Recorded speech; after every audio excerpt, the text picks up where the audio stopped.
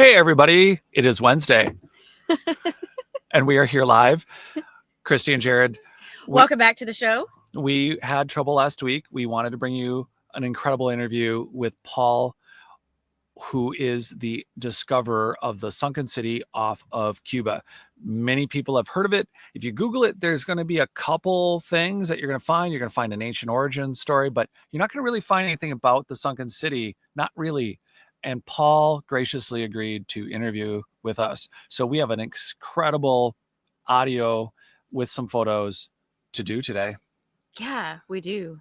But before we get into it, though, we need to talk about Belize. We have an expedition coming up, and we really are excited about this. We want to invite everyone.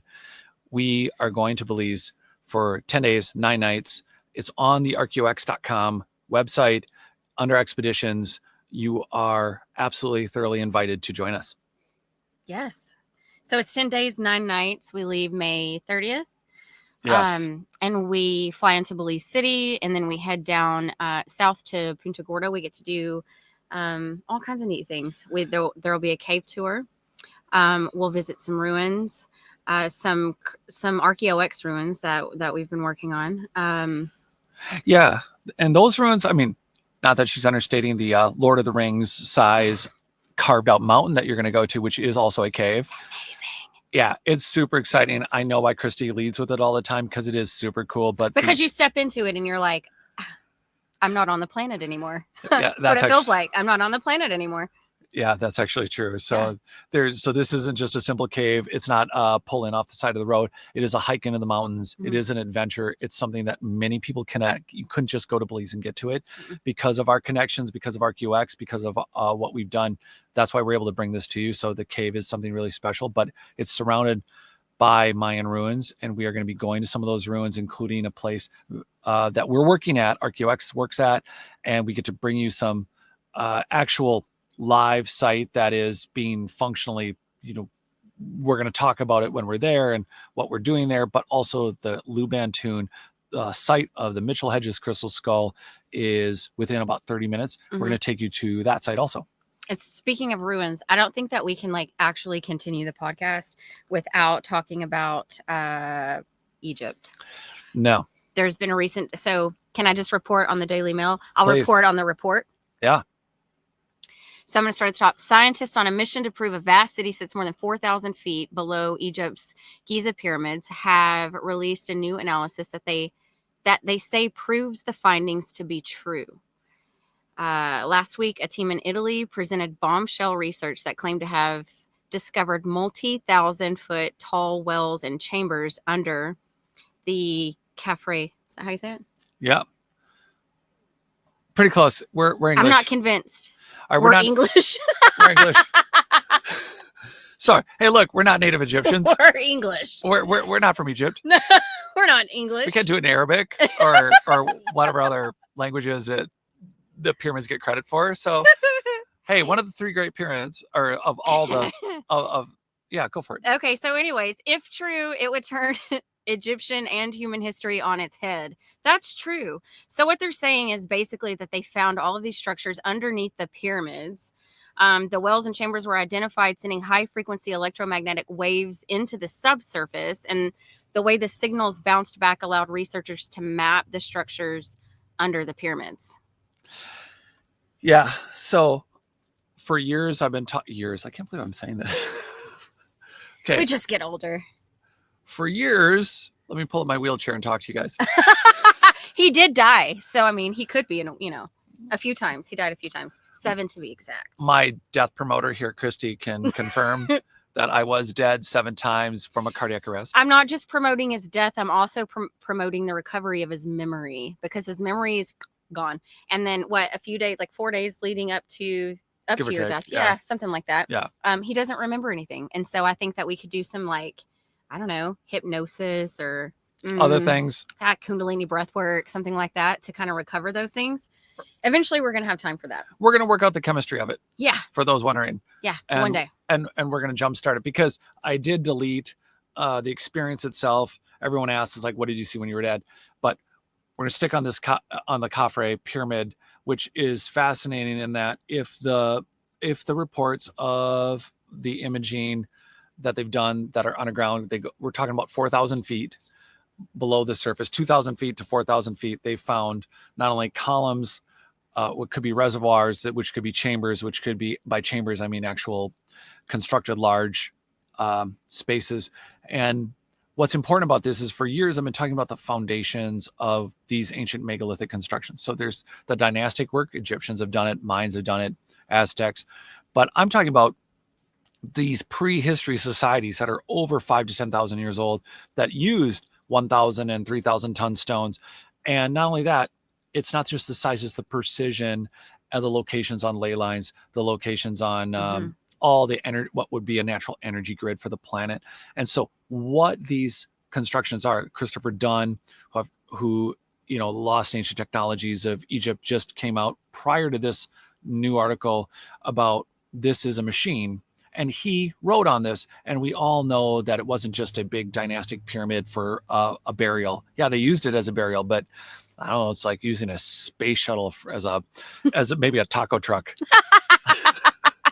Okay, so something also to be noted is that they believe that these structures are 38,000 years old, and the pyramids were built 4,500 years ago.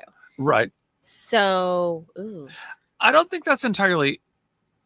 So some of the stones, like the blocking. So we're going to take everyone there. So we're asking you to come to Belize with us and come to the ArchaeoX website, look for our expedition that's coming up, sign up, please, and come with us at the end of May into June. But Egypt is also on the list of where we're going to go. And one of the places we're going to go, of course, is the plateau. And in the ground around the Great Pyramid, you can see massive megalithic blocking in the ground. So they clearly built the pyramid on megalithic structure, but the pyramid itself, some of the casing stones are still left. Not the outer casing, but the megalithic blocking. It appears it has the same nubbing you see in Sacsayhuaman, or it has that same look to it. So whoever came 5,000 years ago and said, let's use this construction, they used was already there. Some of it was, or a lot of it, and then they, and then of course it got deconstructed dynastically in the last 600 years. It was used for palaces and buildings and churches and Islamic temples. So they've reused a lot of the block that's there, but it shows sign of very advanced ancient work. This article is super important because it talks about what's below ground, but one of the things that's most important is the construction of the foundation of these. Isn't just that it's solid. I think it really indicates that these are constructions that were meant to integrate with the earth itself. So if we would stop looking for, I'm not saying we shouldn't look for Tutankhamun. I just think that the construction of the foundations themselves, the walls that these megalithic blocks sit on, show signs of technology that, even though we might just see a compaction of a standard soil, I think we're going to find that the soils that are built up, or the sands, the crystal, whatever's in the crystals of the sand, all of it is intentional. And we don't look for it that way. We think, oh, it's just built on a hard surface. I don't think it's that simple. I'm sorry, go ahead. No, I just think so how do you think, how do you feel like so we're talking about all of this ancient technology, and we know that there are things that we are capable of as humans, right? Whether it's second sight or, telekinesis or, whatever. So we know that there's all these lost abilities that we're not in tune with, right? Do you feel like that the pyramids have some sort of a connection to that? Yeah, if we could reconnect these systems or mimic them and then rebuild them on open land, and it doesn't have to be a giant pyramid, but if we could mimic, like if they're on a ley line, let's pick another ley line, and if they're in line with something else, I don't think it's the number of constructions. I think it's the material, and I think it's because this machine, what these pyramids really are, these ancient machines. We may not have been designed to integrate with you and I. They may have been designed to integrate with other machines, and either project, or maybe they were an energy gathering or redirecting system for other machines that we were connected to. Or maybe we could, if we were more, like you said, consciously connected, maybe if you and I were techs, we'd walk up to a machine like that and go, we just look at it, we'd know, we'd be able to sense and feel. We'd not just sense maybe it's just that. Yeah, we'd be able to use it. We'd be able to just look at it and go, oh, this, we need to tweak this or that or something. And so whatever dials or knobs or layers that were maybe made out of a composite material, they dusted and went away. So whatever the functionality was, or if it was on if it was on a spintronics, if it was on a nano, it was just a very thin layer, and it may have looked solid and may have dusted and gone away, but it may have had a function when it would connect with those frequencies or energies that the pyramid was gathering or pulling from the earth. So we've got the pyramids, and then you have places like Stonehenge, right? Yeah. And so there's all of this speculation around the connection to the stars and astrology. And portals, and there's that group in like what, the late 70s or whatever, those teenagers that went to Stonehenge and disappeared. Yeah. So maybe. So for everyone listening, on Not Aliens, I did a short documentary about well, it's not short, it's like 50 minutes, about, call it TerraCore, and one of the sites I like to tell everyone about is Stonehenge. And so what a lot of people don't know is Stonehenge was built by archaeologists. They found so have we been fooled? Stop it. Did you just ruin everything for me? So these people didn't disappear, they didn't go through a portal? Is that what you're saying? I was really excited about that. Yes, they jumped through a portal. Damn. No, they may have jumped through a portal. Here's the thing. Stonehenge, in its rebuilding in the 50s. So I have. Well, yeah, because some of them fell, right? So they had to be rebuilt, but they were rebuilt. They weren't built. They were rebuilt. Well, so here's what's really, so there's a lot of stuff out there. Hugh Newman, David Hatcher Childress has done a lot of work on this. Hi guys. And for what they've done, one of the things that is a problem with the rebuild of Stonehenge, and this is a great example. It's like, you've seen it and you're like, oh, Stonehenge.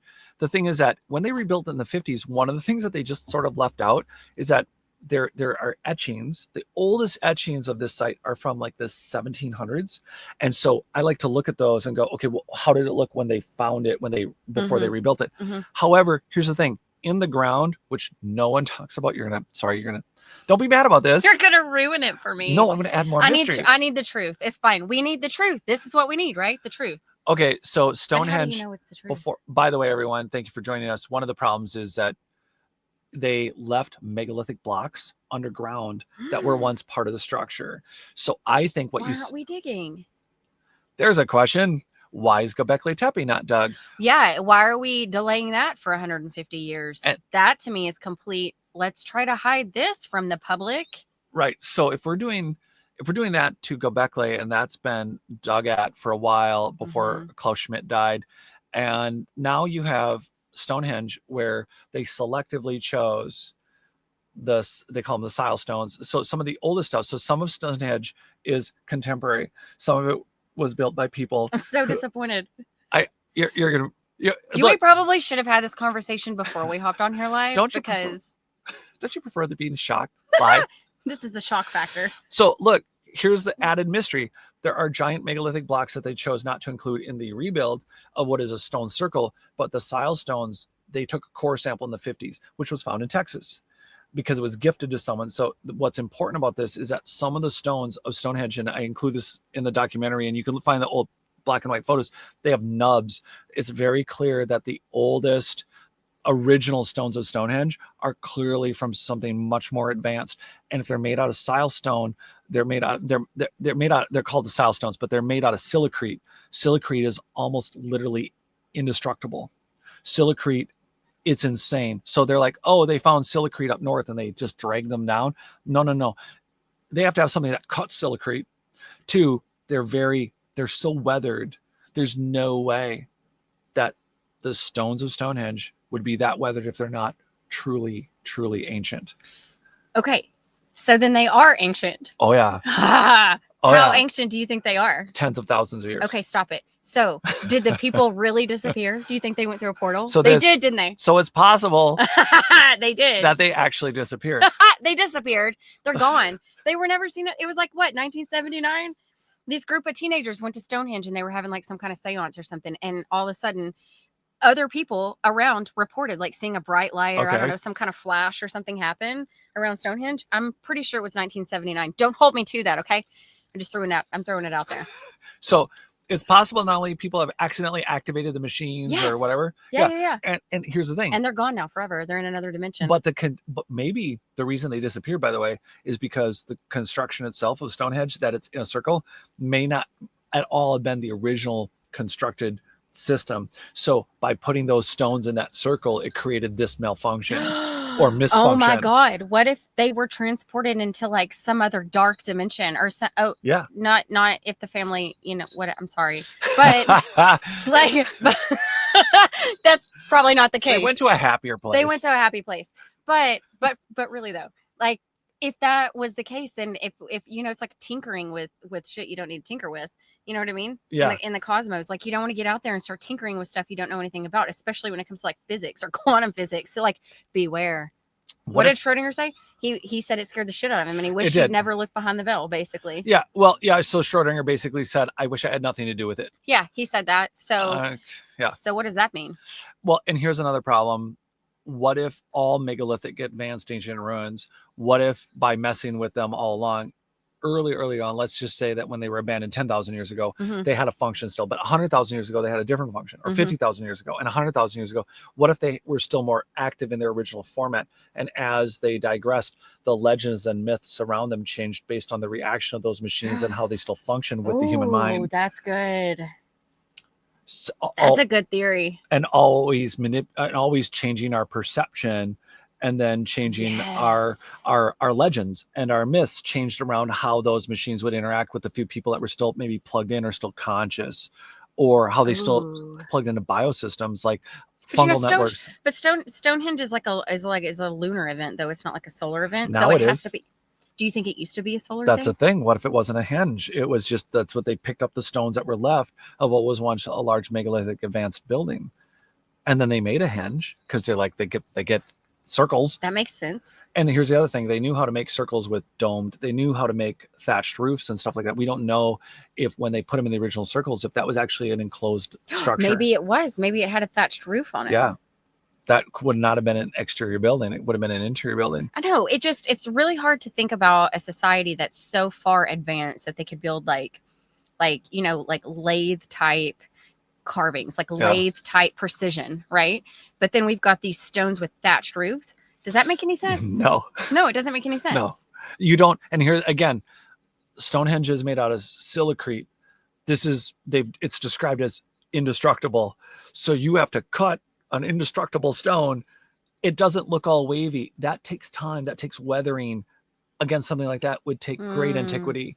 So so the nubs and everything that are on it, they do not look not precision cut. They were precision cut. They were precision made. They put together. They were part of a larger construction or something that no longer existed. So when whoever found it made it into a henge, if we get carbon dates that say that this henge is, we already think that it's Göbekli Tepe is touted as being older, right? But Stonehenge itself is at least 5,000 to 8,000 years old in contemporary times. So that means they came across something that was already abandoned and then thought, we like circles. The moon's a circle. Let's make it a circle. That's actually really good logic. That's exactly what they would think. It's like, me hungry, circle, donut, circle, henge. Yeah, make it. Yeah, you build. It's hard. No. that means, no, it's definitely more advanced than that. It had to have been. No, originally yes, but not for the people who came along 5,000 afterwards. Right. Yeah, right. They're like and rebuilt it. Yeah, after they banged a couple rocks, they're like, we could hunt more, or we could make a circle. Yeah. Okay. Maybe it was like a circle of protection. Maybe they were being protected from being abducted. I don't know, because it seems to me like you go in the circle to get abducted. To other dimensions. This is if you guys needed a celestial target, we'll stand in the circle so you don't miss us. That's basically it. I think it is a celestial target. Why would you put a target on yourself? It's like we only throw the people in we don't like. I know, it's because I feel like those people that just step into that are just like, nothing's really gonna happen, and then they're gone, and they're like, well, hell, now we're gone.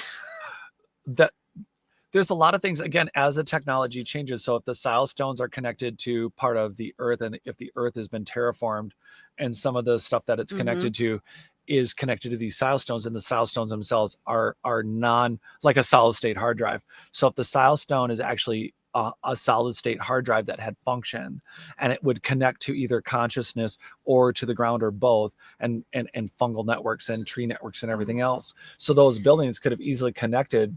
Well, yeah, what are you thinking? Okay, so do you know the other day when we were talking about like nanotechnology in the future of taking like pieces of, you know, the road that's been busted up or, you know, stuff like that and crushing it up and rebuilding into something else. And then maybe one day in the future, we can build it back the way that it was before. Yeah. What about places like that? Exactly. So if we know they're like, hey, they drag these stones from X, Y, and Z place. The thing is that there's so many underground still that they just chose not to include in the rebuild. Which is so crazy to me. It's like, why? What are we hiding? Which is basically it's the foundation of all of the things, of all of the research is turned into this. Okay, something's not quite right here. No, and so we need to do a little more digging. We need to. Why can't we dig below? Why are we putting off these sites for 150 years? Like, why are we putting these digs off? What are we trying to hide? We're doing this for future generations, but why? What's the point? Why? Okay, so here's like a really low level 3D kind of very lowbrow answer. One is there are billions of dollars in universities that are tied up in degrees that are decades old and now centuries old, in institutions that say this is an A, this is a D for knowing this or knowing that. And so the hubris, honestly, that I think is involved in, if you have to rewrite that, you like, this is an epic miss. I mean, when you take this space shuttle and use it as a taco stand and you think it's always been a taco stand, when anyone can walk up and go, that's a space shuttle, it flies to space. Yeah. So when you look at Silestones, and they've been dealing with all these, like, I mean, think about the number of museums that have humanity, you know, that have natural history. Yeah. Loincloth and banging rocks and sitting around a campfire. Yeah. That's not us. We were way more advanced than that. So I don't know that were we ever really that primitive, do you think? Oh, for sure. 100%. We're showing ourselves. I have to mix this. We're drinking while we do this. We're drinking. It's been a long day. We're drinking non-alcoholic beverages for all those that are listening. And I'm just mixing water. But here's the thing. Maybe those, again, it's not all of them, but maybe one of the explanations is that, hey, aren't going to change the entire global collegiate system to change what is a 3 to, you know, which is now easily $250,000 to $350,000 degree, to change world history. And also, again, that would cost too much. And not picking any specific religion. However, if the world's older than 10,000 years or 5,000, in fact, let's just say this: the Hindu Vedic literatures and a lot of the Hinduism, all the books talk about millions of years of gods and humans. Like there's human DNA and bones that are millions of years old. Yeah, that we find. So let's explain that, and that comes way before religion. What were those people doing? By the way, what do you think? I mean, what do you think of religions? And I mean, do you ever have a hunch about a religion like we both grew up, we grew up Christian in very crazy, Kristi grew up in an area where I feel like there's like a system, and I grew up super Catholic. But the thing is, I didn't grow up in the area. No, you didn't. I was immersed into it in my early adult life. And then it was something I followed for years. Did you ever, and this isn't relationship to our specific Judeo-Christian past, but I've never asked you this question. When was the first time you like had a hunch or an idea that it's a deeper system, or that it's something else, or that it's something mission trips? Is when I started doing mission work. When I started doing mission work in Honduras, I just felt like the typical Christian Baptist way of delivering the message felt off in that sense to me. It just didn't resonate. It felt like we're doing these things to bring souls into the kingdom, you know, save souls. And that didn't resonate well with me. And then also sermons, like sitting in through sermons on Sunday mornings that I felt like didn't resonate. That it was like, okay, so we have this God who's unconditional love with these conditions, and there's only 10 of them in the book, but there's way more than that, we know, right? So we have this unconditional God that has all these conditions. So to me, that's counterintuitive. So things started just kind of making me question, which is now I'm a spiritualist Mhm. and don't really associate with religion, because one of the things that I learned was in my quest for knowledge and understanding of myself and spirituality and religion and all that good stuff, I learned that religion is relatively new compared to human antiquity. Like, we are way older than religion. So what were those people doing? You know, Right. the first people, what did they believe in? What were they doing? If we take Christianity and certain faiths, and it's like your entire life and being in existence revolves around this religion or this specific faith or denomination or whatever it is you believe in. Like, if you take your entire life and you wrap it you wrap it all around religion, then you're missing a bigger picture. Yeah. You know, and so the more I started digging into myself and trying to understand myself, it really wasn't it wasn't so much the literature I was reading or the documentaries or anything like that. It was something I felt inside myself. It was just, it didn't resonate with myself. And I think that we all have that ability to feel truth. If we're connected and we're in alignment with ourselves, then we can feel what's true and what's not. We don't need anybody to tell us or show us or cram anything down our throats or in our minds. We don't need to be programmed. We know what the truth is. Yeah. What did anything then hit you as to be more true, or not a specific religion, but did you ever like, what are you thinking? Yeah. That God, source, cosmic energy, whatever we want to call it, is in us all. It's inside us all. We don't have to meet these specific conditions. We don't have to go to confession. We don't have to even go into a building. Like, we can connect with source energy in our bed, in our floor, in our shower, in our living room. Putting our feet on the planet is the best way to do it, I feel like. Okay. I feel super connected. The best time for me is in the mornings, walking outside, planting my feet, and just feeling. Yeah. Just being present in that atmosphere, in that environment, and connecting with nature, because source energy runs through everything, plants, everything, the fungal network on the planet, the trees. It's studied and proven. Trees speak to each other. You have one tree on one side of a forest that's completely connected to another tree on another side of a forest. Yeah. It's communication, and that's intelligence. So obviously there's source running through all of us, and we don't need to look outside of us to connect to that. Yeah. It's inside of us.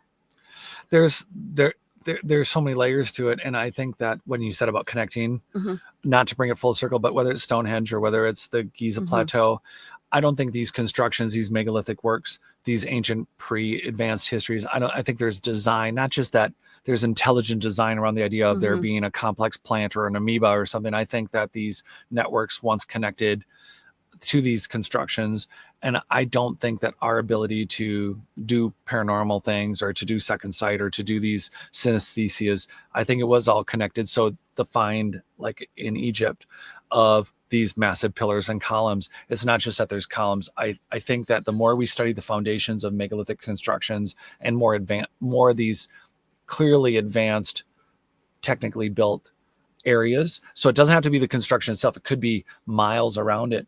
I think whatever's turned to dust and there's been accumulation, but I think if we dial back 100,000, 10,000 years, 50,000 years, 100,000 years, I think we're going to find that the layers of the earth that have been turned over time is going to yield some spintronics, which is the study of quantum computing and stuff like that. So it's like really tiny stuff. We build machines and have for almost 40 years now out of just single atoms. So we don't look at archaeology that way. We don't go like, let's go find something that's like 30 atoms in size. like, yeah, it just sounds hilarious, right? It does, yeah.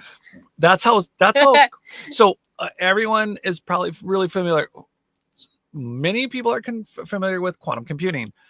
What you want to look up if you want to see some cool ass articles about, to get your imagination going, about small quantum machines that make other machines that are 30, 40, 50, 80 atoms in size. So we're able to grab atoms, make a machine that then makes more little machines out of atoms that can then be Wi-Fi controlled in the human body. In the human body? We could do that in 2008. Stop it. In 2008. How do I just now know this? Because you've been busy. She's been busy. You're busy. And We're it's all like, busy. everybody wants a quantum computer to just make their game go faster. Nobody ever thinks that, oh, hey, in ancient antiquity, not only are they building big and precision, so again, we like to say that the Great Pyramid itself next to Khafre is 1/60th of a second off of north by south. 1/60th. Our best try at this is an observatory, I believe, in France. And I think it's like a couple minutes off. So what does that mean for us? Like, what does that mean for what does that mean for current knowledge?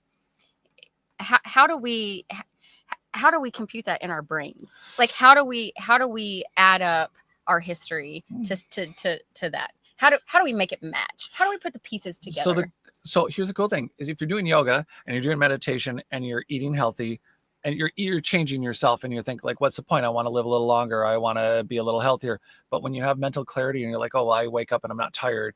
That's not the only reason. I think that when we're grounding to the earth, when we're hitting hitting ancient technologies that are no longer connected to the ancient devices that they were connected to, we get a sense. It's like running your feet across carpet and we get a static charge and we get a shock.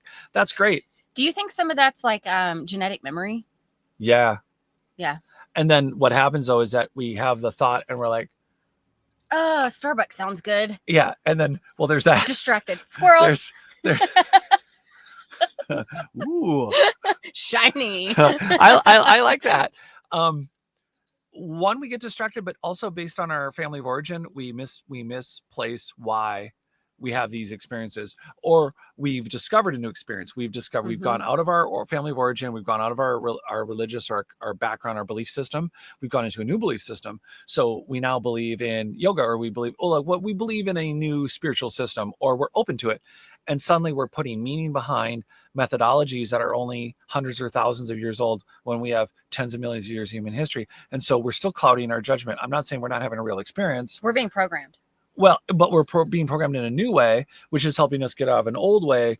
But that new way doesn't mean that it's any less of a problem for us to see clearly. So how do we fix it? I think part of it. How do we fix it in the future? Like, how do we? So we have this society that's driven by programming and conditioning and childhood trauma and ancestral DNA and just like all this shit mixed up, and we're so confused, right? We're so confused. And and not only that, we've been taught growing up, we've been taught in school, like traditional schools, teach you false history, and maybe they don't know they're teaching false history. I used to be a teacher. If I were a history teacher, I would have been teaching false history. There was actually a time in my church I was teaching false history. So I feel like there's all of this false history that we because you're, when you're born, and we're born, obviously, who said it? We're born as a society with amnesia, or a race with amnesia. Graham Hancock. Hancock said, okay, so we're a race. Species with amnesia. Amnesia. Which is true. Like, we're born and we don't remember where we came from, or what most of us don't, or some of us do when we're children, and then we forget, like kids that can remember their past lives or things like that. Questionable, but that it's a thing. So you've got these things, but we're born and we don't remember where we came from or how we got here or any of these things. We're just born from the womb, and then we're born into whatever society or culture that is going to program us and condition us the way that, they believe. And so whether you're Hindu or Buddhist or Christian or Catholic. Yeah. You're born believing whatever it is that you're just, it's not that it's force fed. It's just, it's societal conditioning. Yeah. And then you go to school and you're in these institutions who are reaffirming all of these things, right? And you're being taught and fed all of this history that actually isn't true, because the history books, if we're being honest, well, what is it like? It's written by the victors. The people that win the wars make the history. The people that win the wars go and wipe out all of the other civilizations and probably store their text somewhere. They probably don't burn it, but some of it's probably been burned. But they blow up these societies. What are you when you're not a winner? Not a loser, but when you lose a war, what is it called? It's been a long day. The defeated? I don't know. The loser. The losers of the war. their society is just broken and burned and lost. And so the history books are written by the victors. Well, they can write it any way they want. They can write whatever stories they want to be true, and then that's what we're fed. We go to school and we're hearing all of these histories that are just like half truths. But then you get out into the world and you start digging, and then it's like, oh, yeah, wait a minute. And all of it, I think everything is a lie. One of the things is you started with the question of how do we figure it out? Yeah. I think one of the ways to do it is to join ArchaeoX in Egypt and Peru and in Belize. Here's the thing. I do think there's something to genetic memory, and there's something about collectives. So when you have like-minded people. That's it. So there's that. However, we're not just talking about agreement. We're talking about, I think that when you go to these places, and we do work in these places, but we also go to these places, and the reason we go is that there's something about some of us can describe it as like an energetic thing or a download, or there's a lot of different things that happen when you go to these places. Something feels different. But when you go with people that are also curious, it doesn't matter what your background is. It matters that when you go to these places, you're there, and it helps, I think, to be with people who are open or have a curiosity to be open. When you go and you experience that together, which is one of the things we're hoping to do whenever, whoever would like to join us in Belize and in the future, Peru and Egypt, it's just look at archaeox.com. But I think it's very important to activate not only a genetic memory, or if you're having an unconscious connection to the collective human consciousness, when you do get a download, and what Kristi, you said it earlier about having a past life, having like you have a memory of a life you lived, but it may not be that. It may be a download of someone else's life because you unscrambled. It could be. It's like when you, and I'm not just saying women, but as a woman who spends a lot of time solo traveling, it's like you just, when you're walking down the street and, Google says, take this turn, and you look and it's dark and sketchy and you get that feeling on the inside, like, probably shouldn't take that road.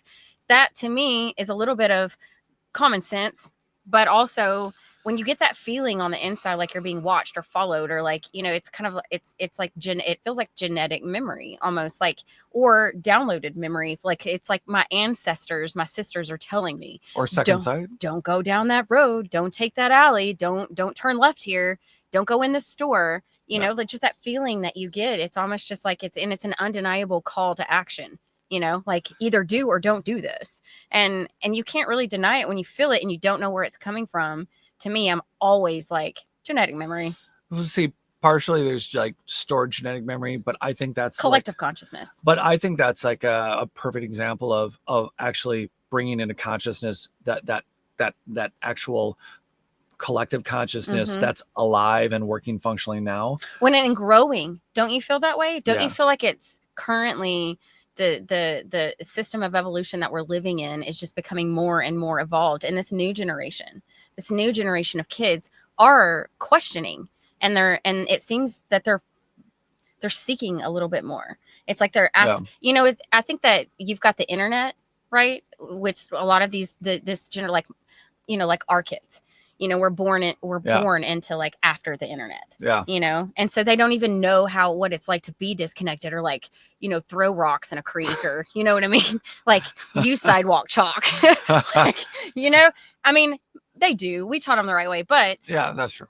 But for the most part, like a lot of these kids are just so disconnected, and they're plugged in, and they get validation and confirmation and affirmation, all this stuff like through social media, and they don't know what it's like to not have those things. And so I think that like moving forward, these kids are looking for connection because they naturally innately feel a little more disconnected than we did growing up. That's true. I think they feel as it's an inauthentic connection, basically. It's like you're building relationships. Yeah, you can get on a game and you can build some actually like authentic relationships with people, but for the most part, I find that they have a hard time making eye contact, or like carrying on a face-to-face conversation.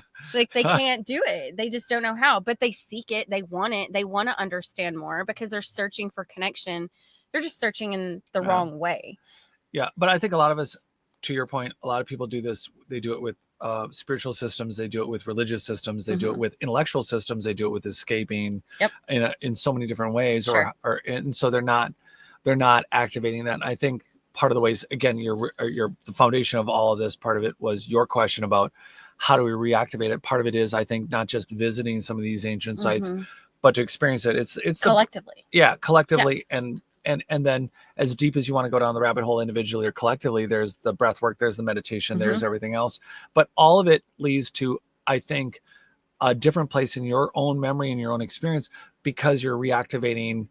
It's not just like the sites or something about in your stored memory. Yeah, I do think that there's something that we can maybe collectively grasp at. And maybe we don't have an answer. Maybe we don't have exactly the, oh, hey, I can see clearly this happened, 100 million years ago or 10,000 years ago.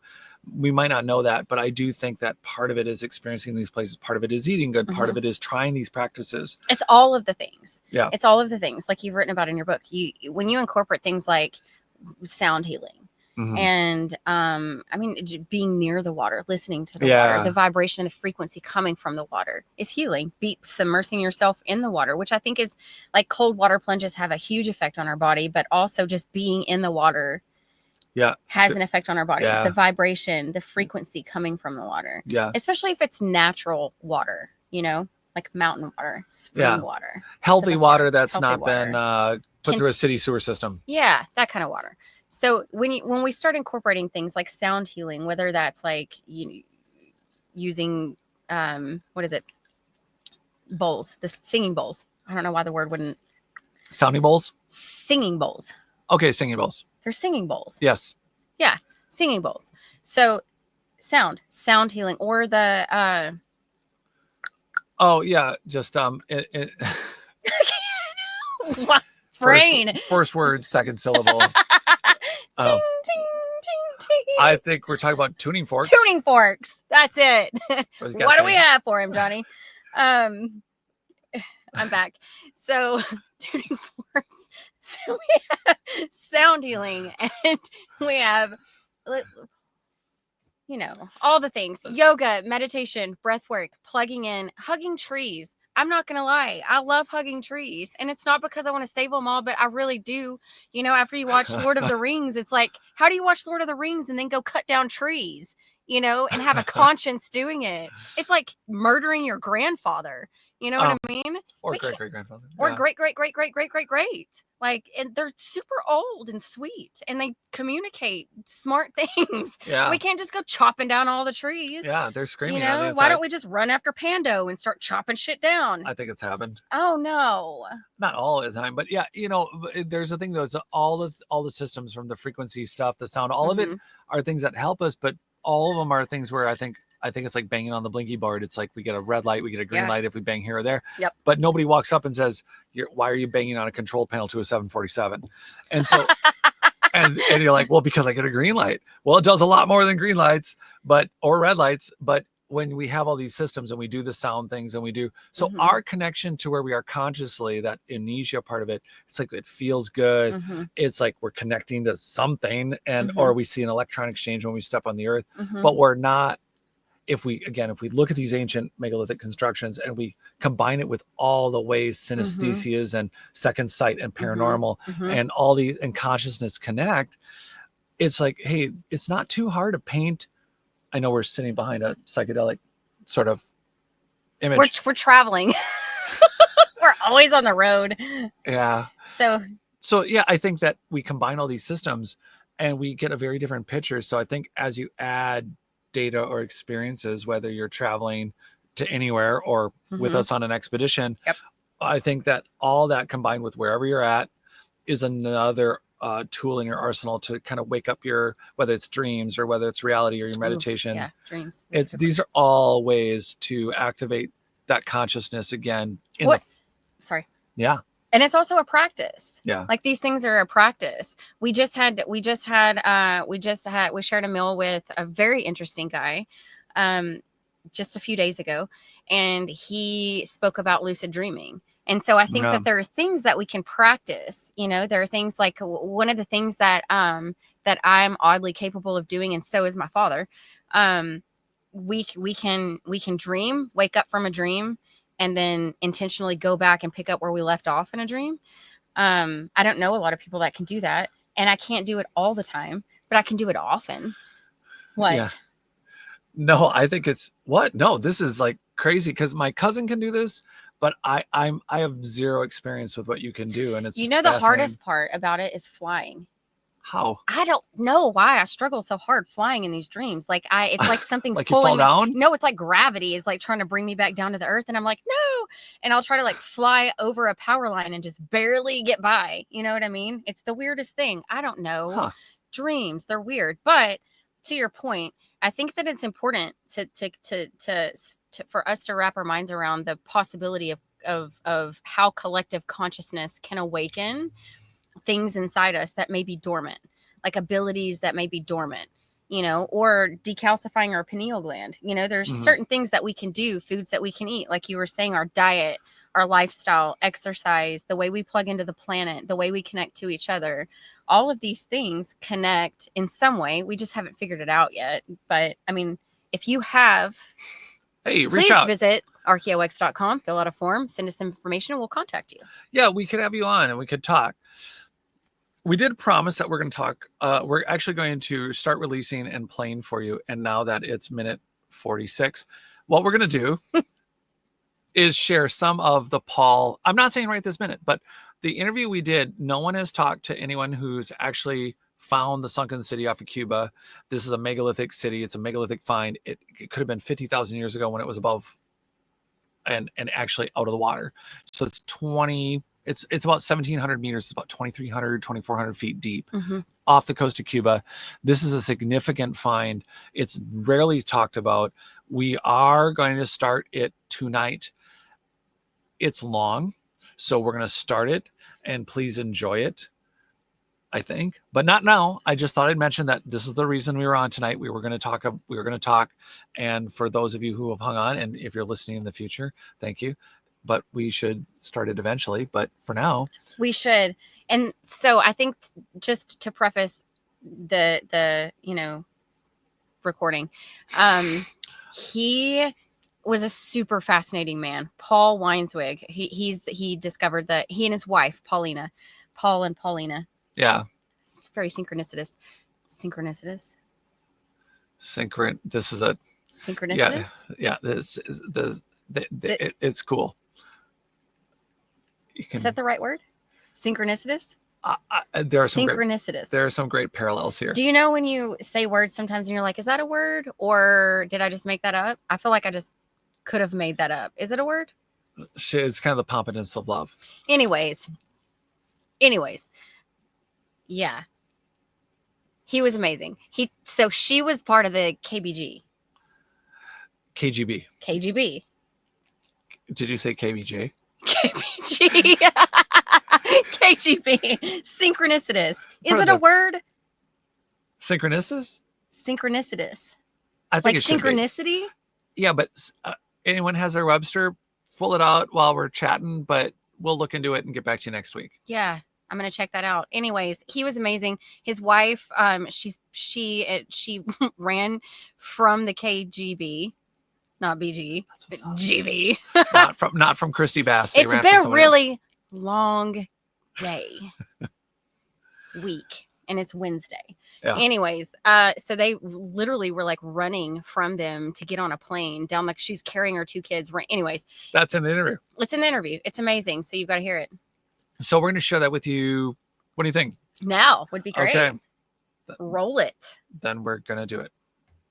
The spring is in the air, so the Cardinals are back, so it makes me happy. So you've been bird watching this morning? Yeah, I do it every morning, but I had, for 4 months they disappeared. Who knows? Probably went to Florida. They won't go anymore after all these tariffs, I can tell you. By the way, I'd like to apologize for the electricity tariff that Ontario put on Minnesota today. You know what, 25%. Paul, in all fairness, we're going to leave the state anyway, so, there's one more thing Oh, okay, Minnesota. so it's not personal then. No, it's not. And besides, I consider some of those birds that fly south to be very patriotic. well, we'll talk about that another time. Well, this interview is going to get off to a great start. Yeah, right. So, first off, yeah, you're good with us recording this, correct? Absolutely, yeah. So we are, We're really excited to have the opportunity to talk to you and to be able to share, your story with anyone who wants to listen. Good. Yeah, I have lots of stories there, I'll tell you, that have both local and global significance. Do you want to? So you'll interrupt and ask questions or whatever, right? Yes. Yeah. Well, whenever you aren't giving off some more sage wisdom,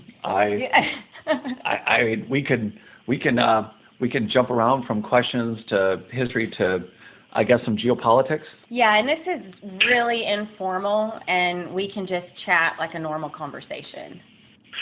Okay, good. So I have a question about sequence. There's a lot of interesting backstory to the megalithic structures and the treasures that are involved. And the question of whether of how you want me to proceed. I mean, I could talk briefly about the expedition and then do the backstory. I could start with the backstory. Oh, start with the backstory. Yeah, let's start with the backstory. Okay. Yeah, okay, that's really interesting. Tell us about it. Are you ready? Yeah. Oh, yeah. How did it happen? How did you get into it? Well, quite by serendipity and accident. It all starts with my dear wife and partner, Polina Zalitsky. She was a student at the Odessa Marine University in Ukraine, and during the Soviet and Stalinist regime. And there was another student she met there who was from Cuba. And she was immediately attracted to him because she thought this was very exotic and might get her out of a rather dreary period in Soviet and Russian history. Anyway, they got married. They had a child, and they were sent to Cuba in 1968. The Soviets have been in Cuba, and then the Russians since the time of the Bolshevik just after the Bolshevik Revolution. They immediately moved into Cuba, saw a strategic geopolitical advantage being so close to Florida and the United States. Right.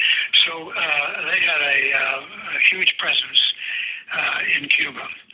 And they were there under false agricultural worker program, when actually they had a huge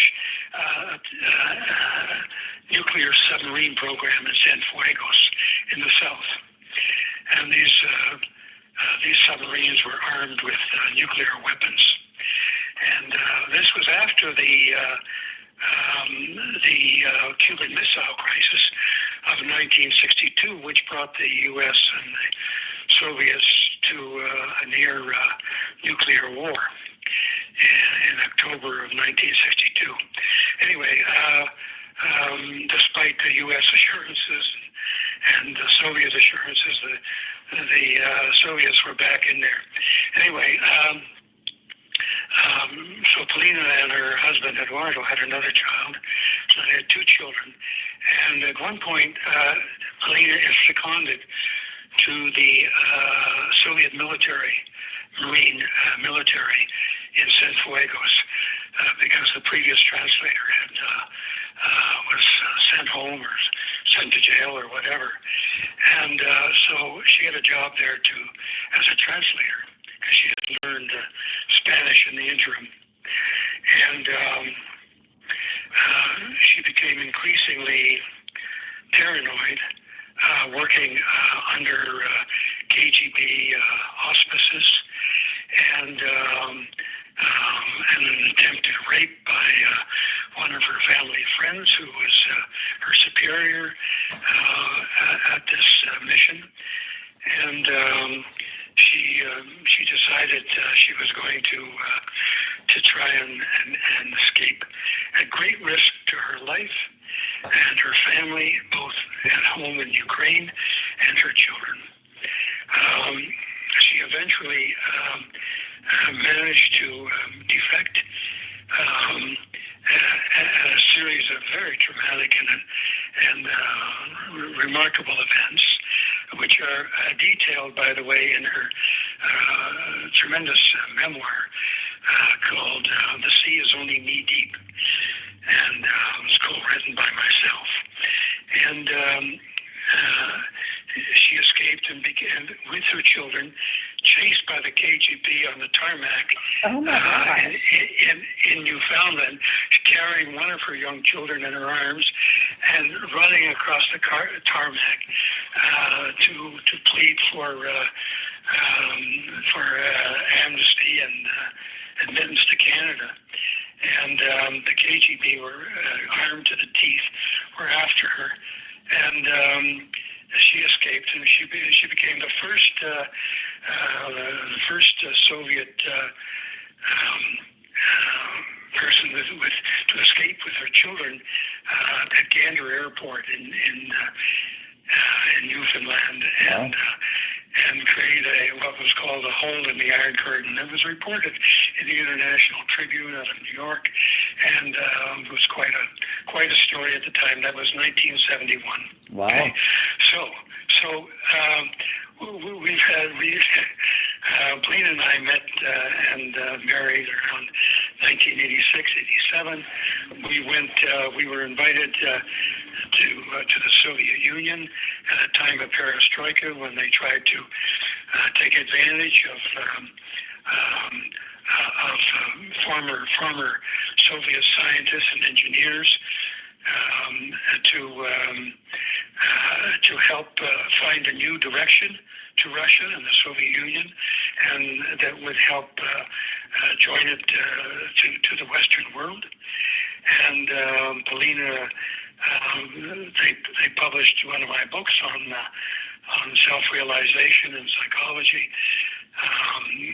and it became a bestseller. I did a television series at their behest, and Polina brought a lot of Western, especially American companies to the Soviet Union, and including the #1 defense contractor in America.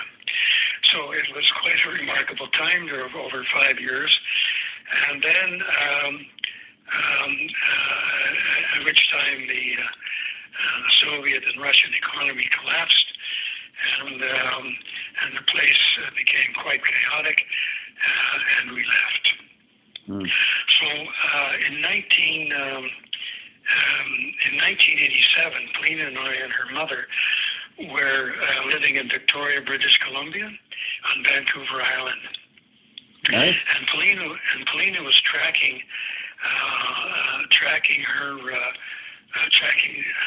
Cuba, events in Cuba, very closely. And what had happened from earlier last couple of years before 87 is that the Soviets, because their country was in dire straits, began to withdraw their support from Cuba. And Cuba started to initiate its own perestroika and launching a kind of rapprochement with the West. Polina saw this as an opportunity to bring her children back to Cuba to meet their father for the first time in 25 years. Oh, wow. And to look for possibly some opportunities for some joint ventures. Okay, so So Pauline and I went to Cuba, and we met with the Cuban military, and who were very interested, who had a project in mind, and had heard the project was rather remarkable, and it goes back to Mexico in the 16th century when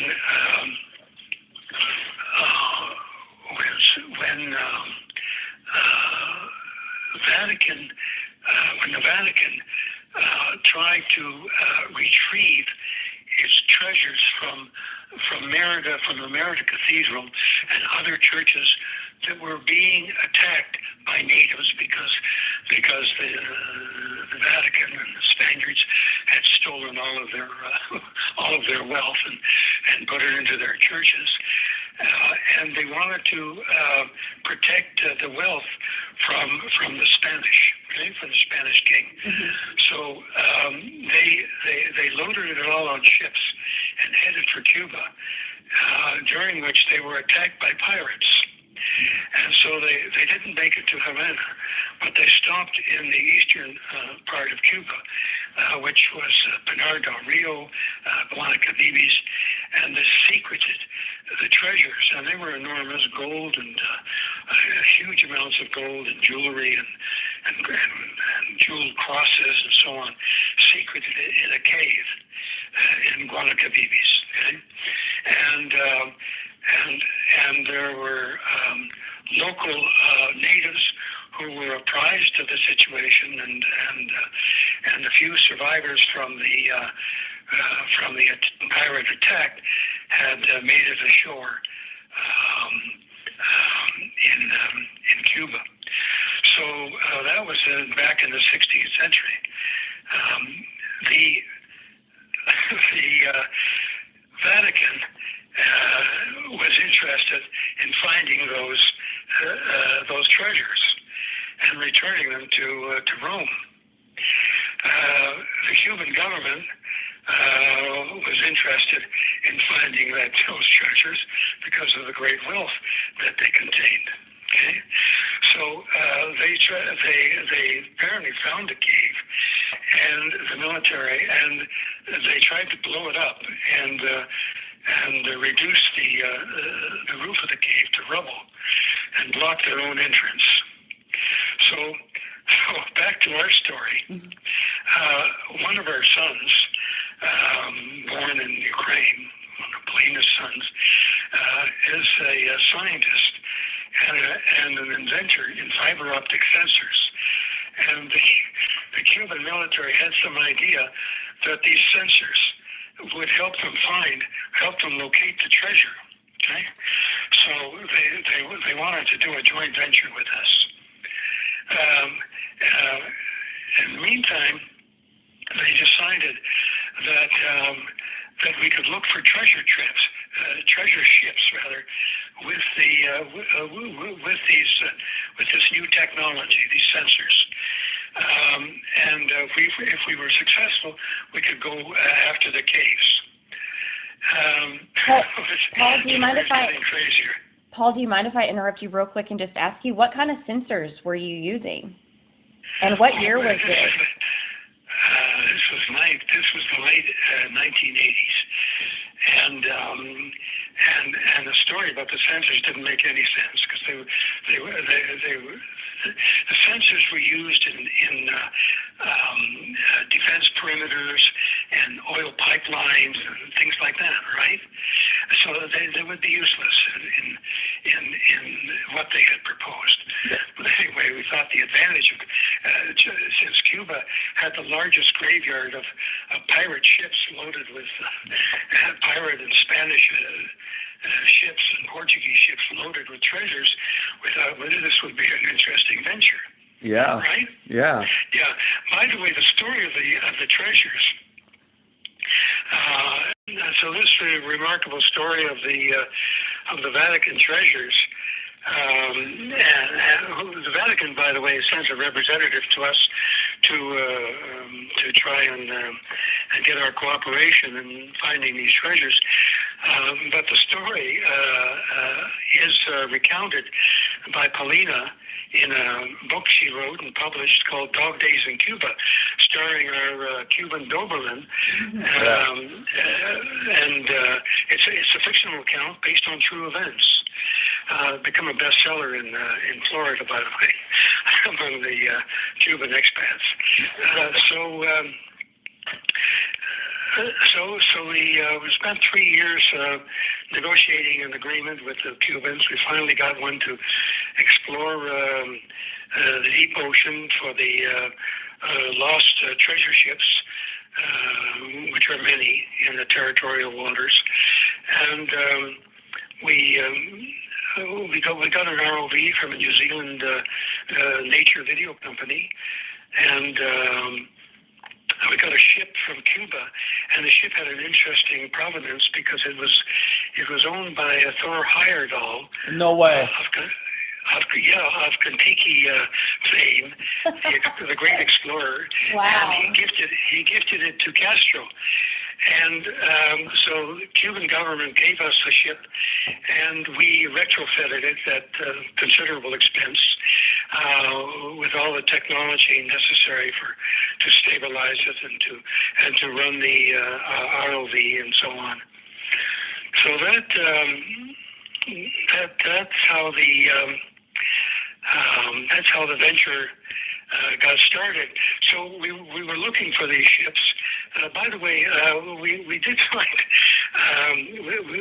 find the USS Battleship Maine, which launched the American-Spanish Civil War. Remember the Maine, the hell with Spain? Yeah. That was a big event and launched the United States on its imperial land grab.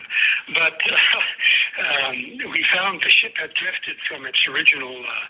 The ship had blown up in Havana Harbor, and it was wrongly attributed to the Spaniards. In fact, it turned out to be a faulty design. That the coal dust, the coal storage was next to the munitions,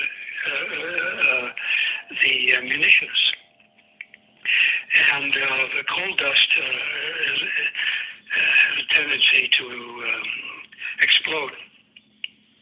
And a commission in 1974 determined that it was a faulty design.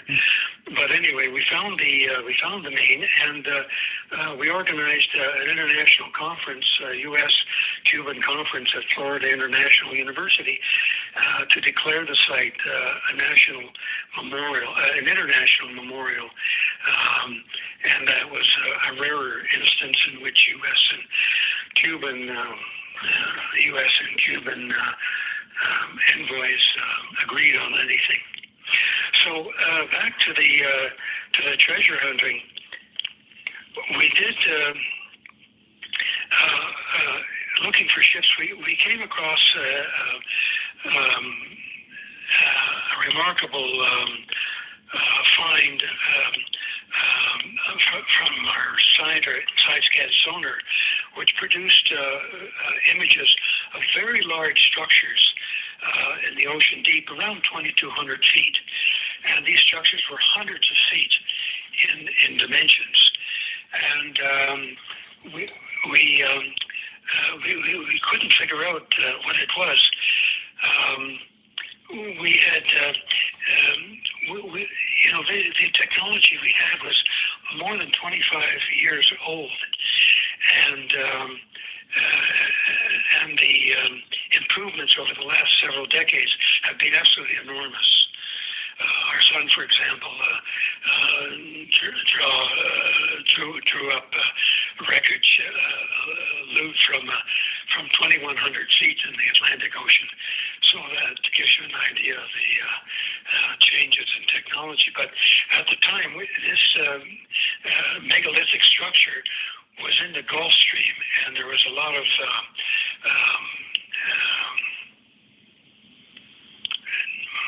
backscatter from the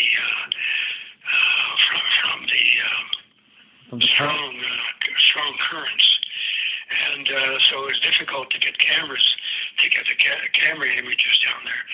Anyway, we couldn't figure out what it was. And one day we were sitting at our home outside of on the beach, outside of Havana, and we had a calendar on the wall, a Mayan calendar. And this calendar had mainly images of ancient structures, pyramids and temples of the Mayan and Aztec parts of Yucatan and Mexico. And we suddenly realized that the images, the side-scan sonar images, were quite similar to these pyramids and ancient religious structures. So that, of course, was speculation. But there was something interesting about this site in the Yucatan Channel off the coast of Guadalquivir and Pinar del Rio. And that was that it was a communication dead zone, which meant that radios, all communications went dead in that area, including, it was also geomagnetically dead. Satellites didn't work, compasses didn't work. And all around the site. All around that site. All around that site. And by the way, this is recorded on all marine maps of the area. So we were, it was quite astonishing. And Cubans thought it could be uranium deposits, but no one knows what it was. Now, this megalithic site, by the way, we had a consulting geologist and paleontologist with us, Dr.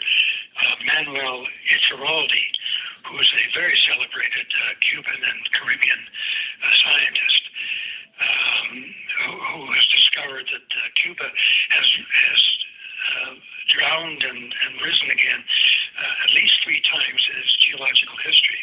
And the site, this megalithic site that we found, lies at the base of an extinct volcano. So this is a seismic zone, and in all probability, it was a landmass that collapsed due to volcanic activity many thousands of years ago. The Mayans have a legend that there existed an island off the coast of Cuba that was peopled by very tall humans of an advanced culture who were responsible for bringing advanced culture to Central America, and that talking about advanced agriculture, architecture, astronomy, education, many advanced, and you have to always wonder how the ancient civilizations suddenly developed such advanced culture from a very primitive level in their architecture and astronomy and agriculture and so on. So that's just an interesting sideline, and it was explored in an article in a book actually called Atlantic Coup by a University of Syracuse professor, I think named Ramirez Rodriguez. Hey Paul, just real quick, I want to interrupt you real quick and just ask you this question. What are your thoughts on that very tall, advanced humans? What are your personal thoughts on that? Well, I think it's quite possible. It sinks in with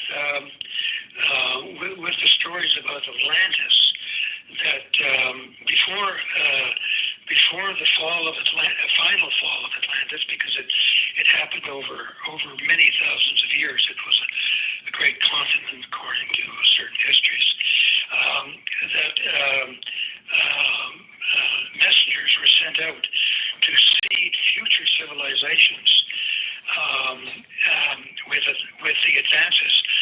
Atlantean culture, and that's how we got these similarities in architecture in Egypt, in Babylon, in the Aztec and Mayan cultures, and so on. That these were remnants of Atlantis.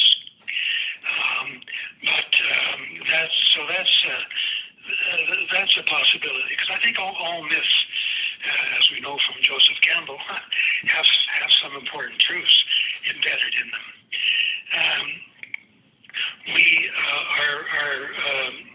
Our geologist, our consulting geologist, Dr.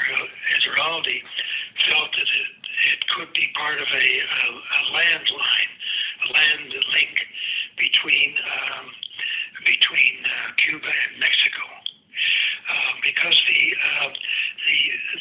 small evidence we had of actual structure, physical evidence, suggested granite, and since Cuba is almost all limestone, and granite is endemic to Mexico, that might explain it. There was a tremendous amount of interest at the time, in the early 2000s, of our finds, and journalists came from all over the world, and especially Western press and Reuters and BBC and National Geographic wanted to do a joint venture with us, and a lot of famous deep ocean scientists were there with us, and now there are over 2 million references on the internet on our work, because the interest in Atlantis has always been huge especially since the 19th century, and on internet searches, it's up there with God.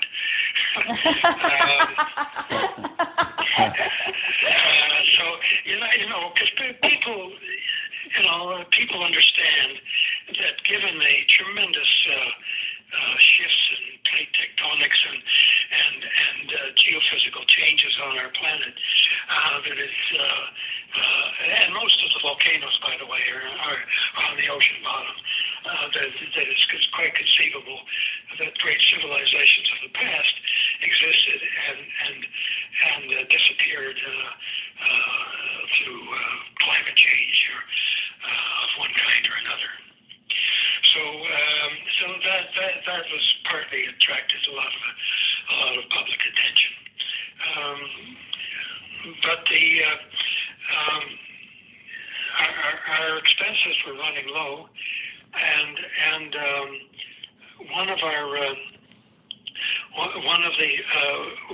we were using manned subs by 2004. We had relocated to Mexico, our base in Mexico, and we were using manned subs, and one of them lost power and became a near-death experience. And, oh my gosh. And that sort of terminated our adventure. In the meantime, Cuba had decided they had a tremendous oil wealth in our area, had hired a Venezuelan petroleum company to explore there, and sent us packing, and didn't renew our agreement. So that's how it ended. In the meantime, the Russians are back in Cuba in full force with their huge intelligence gathering and military installations, and the American government chooses to keep very quiet about it for very important reasons, and I'll tell you why. Because as Polina has written in her memoir, "The Sea is Only Knee Deep," that Kissinger was very quiet, that the U.S. knew about the nuclear subs in Cienfuegos in the early 70s, and was very quiet about it. Why do you think that is? There was a reason for it. You know, there's a lot of talk today about the assassination of JFK, and the CIA was responsible, and it's all going to be uncovered and so on. But there's a much more obvious truth about it, and I discovered this when I found and discovered a documentary made by a German documentary company about the assassination, and it was absolutely remarkable. It's disappeared from the internet for reasons that only the CIA will know. But it's based on a book which is still available, and what happened is that there were over 600 attempts by the CIA on Castro's life. 600. Wow. Yeah, since the revolution, since '59. Okay, of course, JFK and his brother RFK were deeply implicated, and RFK was particularly zealous about getting rid of Castro, and he had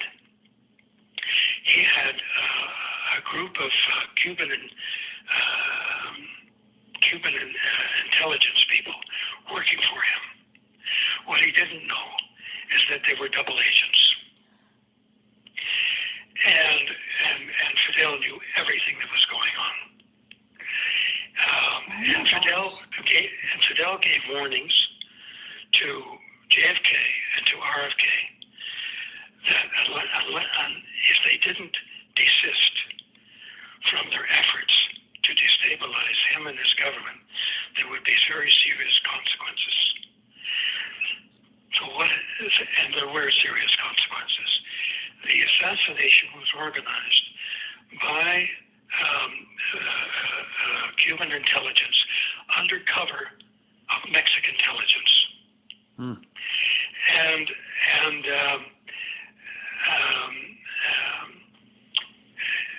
And the whole thing was known by General Alexander Haig, the Secretary of State. And he spoke to the camera in this documentary and explained exactly what happened. And this joint work between Mexico and Cuba. He knew everything. And when he went to the Johnson government after the assassination and told them what he knew, he was advised to keep his mouth shut. I bet. And he said this in front of a camera. And he said that if the American people had ever learned that the assassination, and don't forget this was after the Bay of Pigs, right? Stupidly organized by the CIA. If the American people had ever learned that the assassination had taken place under a democratic government, and then the investigation hidden by a democratic government, that democratic government would never get back in power for a generation. Yeah. So this was a political decision to hide the results completely. And by the way, RFK was murdered by a Palestinian who was trained in Cuba. And Polina, in her memoir, explains what was going on in the late 60s in Cuba, and all these Palestinians who were being trained as guerrilla fighters and living in the Hotel Nacional where she was living. It's all she exposed it. She exposed it at all. So RFK was also a victim of the same Cuban blowback. So that's what really happened, and that was the reason for the cover-up. It was a political decision to save the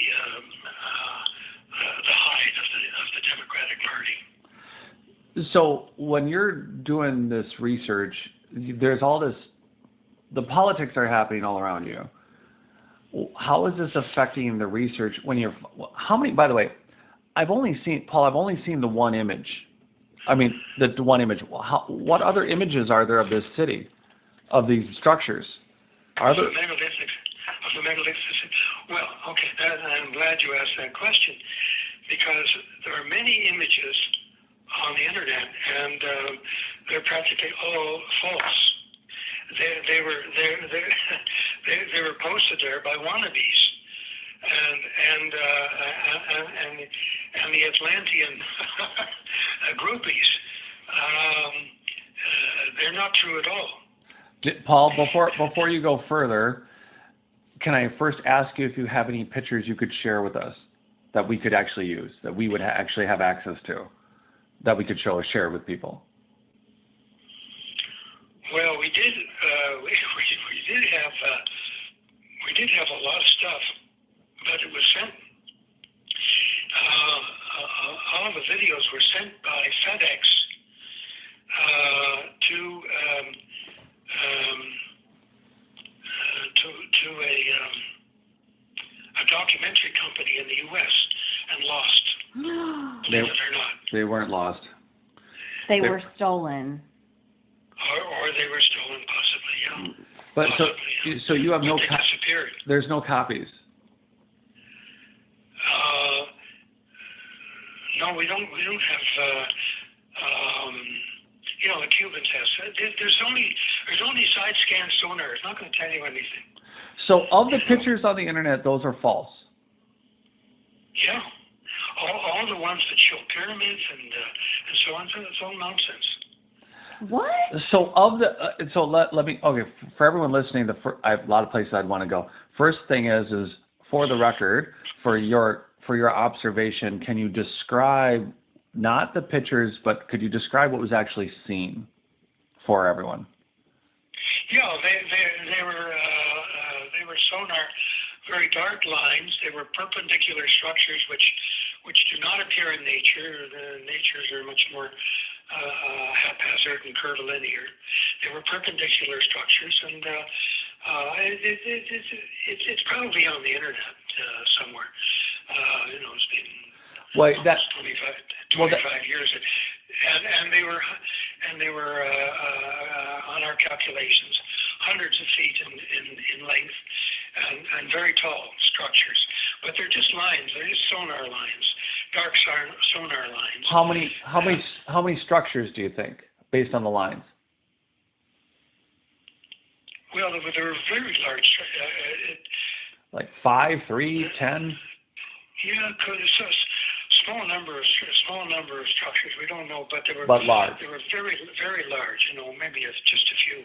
So that image, maybe 3 or 4. So there's this one image. If you go online, there's always a one image. It's always 3 pyramids. Yeah, one image. Yeah, that's all it was. Yeah. But that image is real? Is that image real, or is that image false? Yeah. The sonar image is real. Yeah. All the other pictures are of pyramids and so stuff lying on the ocean bottom. I don't know, taken out of the Bahamas or just that's artificial intelligence. But the image, the one image that every time, like Ancient Origins, or when you look up, or Daily Mail, when you look up, there's the sunken city off of Cuba. There's a single image that comes up. It's kind of green. It's got. Yeah, that's the one. Yeah. That's the real image. That's the real image. Yeah. And as I say, we had to put 2 and 3 and 4 together in order to make speculation that came off the wall counter we had of Mayan structures, our limited access to the granite beneath the surface, and the speculation around the foot of the extinct volcano, because many ancient civilizations were built around volcanoes, including modern ones, because of the fertile ground from the lava. Is there anyone within of the crew that went, of the people who did this work, no one else besides the Cuban government has copies of anything? There are no copies of any of the other sonar images. Of the sonar images? Or of the images you could grab from that structure, they've all been lost. Well, there might be in Cuba, but many of our Cuban crew got out of Cuba. But any of them. And the scientist, Dr. Iturralde, has disclaimed his association with the project because for political reasons. Okay. From the Communist Party. So yeah, I know everyone listening. There's some people who do. We do serious research ourselves. So part of the people who are going to hear this are going to be like, is there any way to retrieve some of those images? Or there's two parts. One is anyone you can think of that we might be able to harvest in some sort of other images. And the other thing is, what's the story with going back or doing work there or other? Were you made aware of any other? Oh, three questions. Were you made aware of other sunken cities from this era? This whatever it's hydrostatic plate shifting or whatever it is. Are there other cities you're aware of that are at that level or would have been from that time period? Or again, is there somebody else that we can harvest for the photographs? And of course, unfortunately, my last question right now would be well, why don't we just start with that? I'll shut up. That's I got too many questions, Paul. Well, as I say, the technology has developed exponentially since our time in the early 2000s, in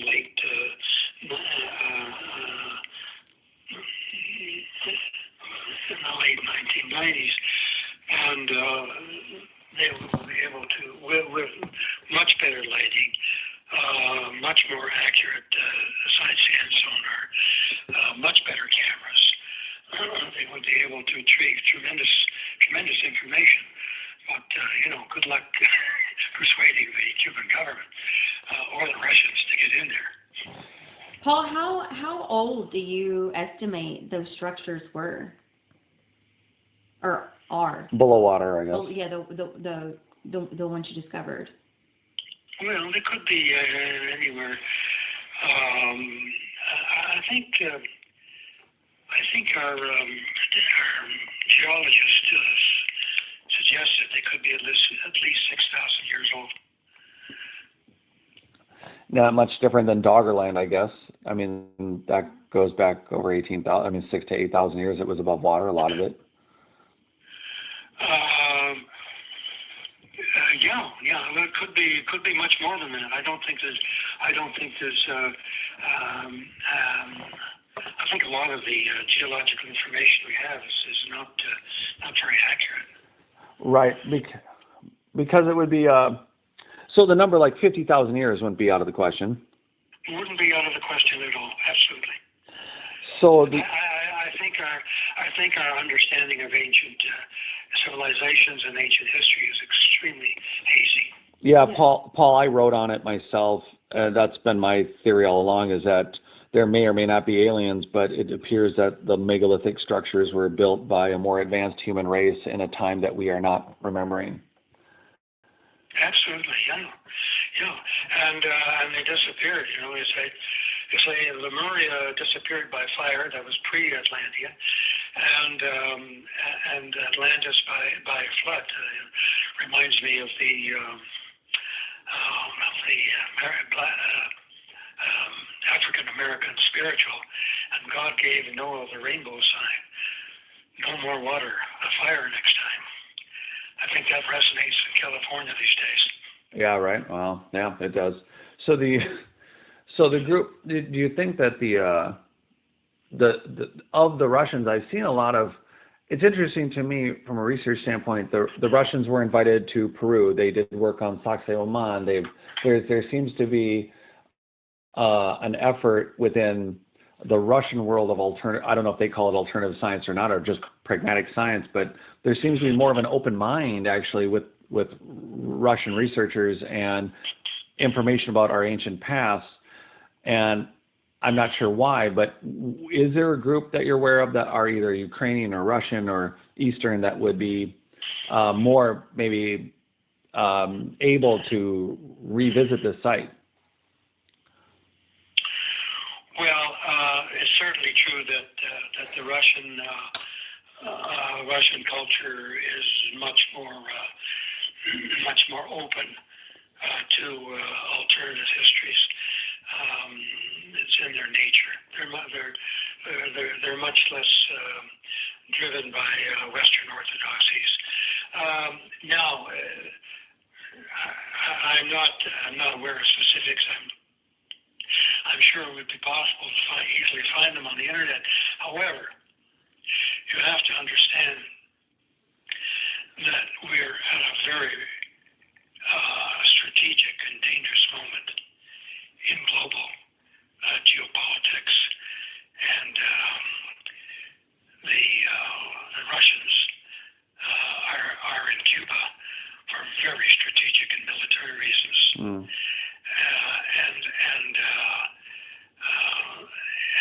And that everything connected with Cuba is controlled by Russia right now.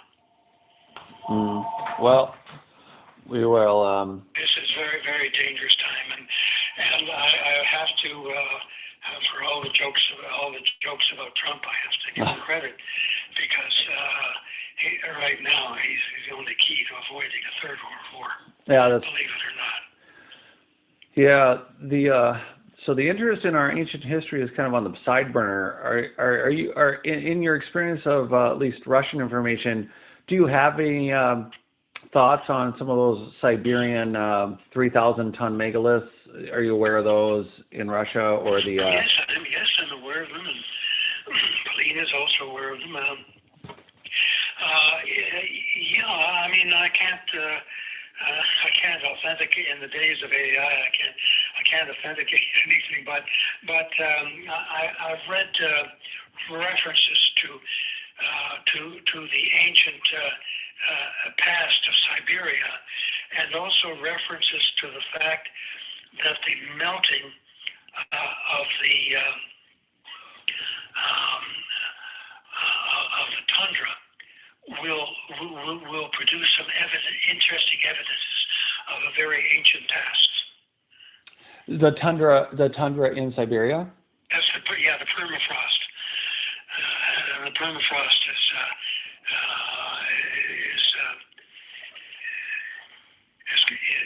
melting and then creating a huge change in global climate, because it's producing a huge amount of methane. About a quarter of the world's fossil fuels are stored up there in the north, and so much of the methane. And by the way, about huge amounts of methane also stored in the ocean bottom, which is warming up and releasing huge amounts of the methane. And this is something scientists are not even talking about. Yeah. So you can forget about stopping climate change. Well, the Ural Mountains were also home to where they found those gold nano screws that are always on the internet. Are you aware of those?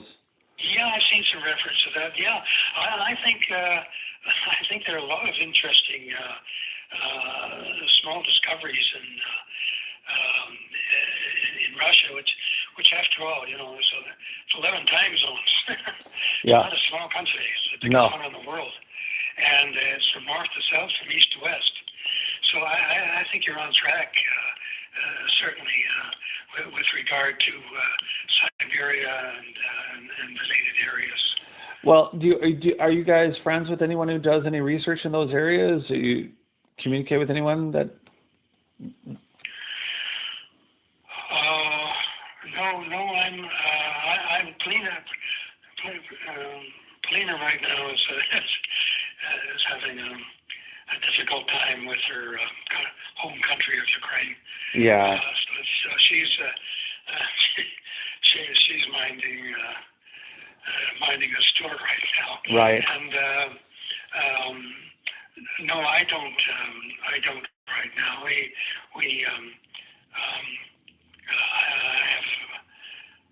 I do follow the spiritual, some of the spiritual postings from Russia, but not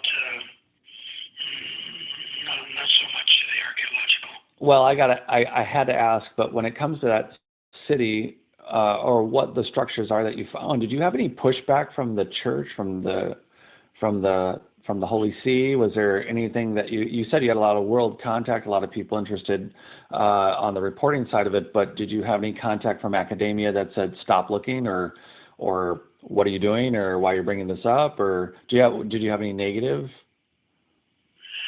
Oh, well, yeah, sure. There are lots of postings on the internet. I mean, we left the project around 2004, but there are lots of postings on the internet. First of all, there are lots of phony claims. There was a book published around in the early 2000 by a prominent British researcher that traced historical Atlantis to Cuba, but I wouldn't put too much store in it. But anyway, it certainly attracted a lot of attention. The Vatican was only interested in the treasures, and there were quite a few academic disclaimers on the internet who exaggerated our findings and then poo-pooed them, Yeah.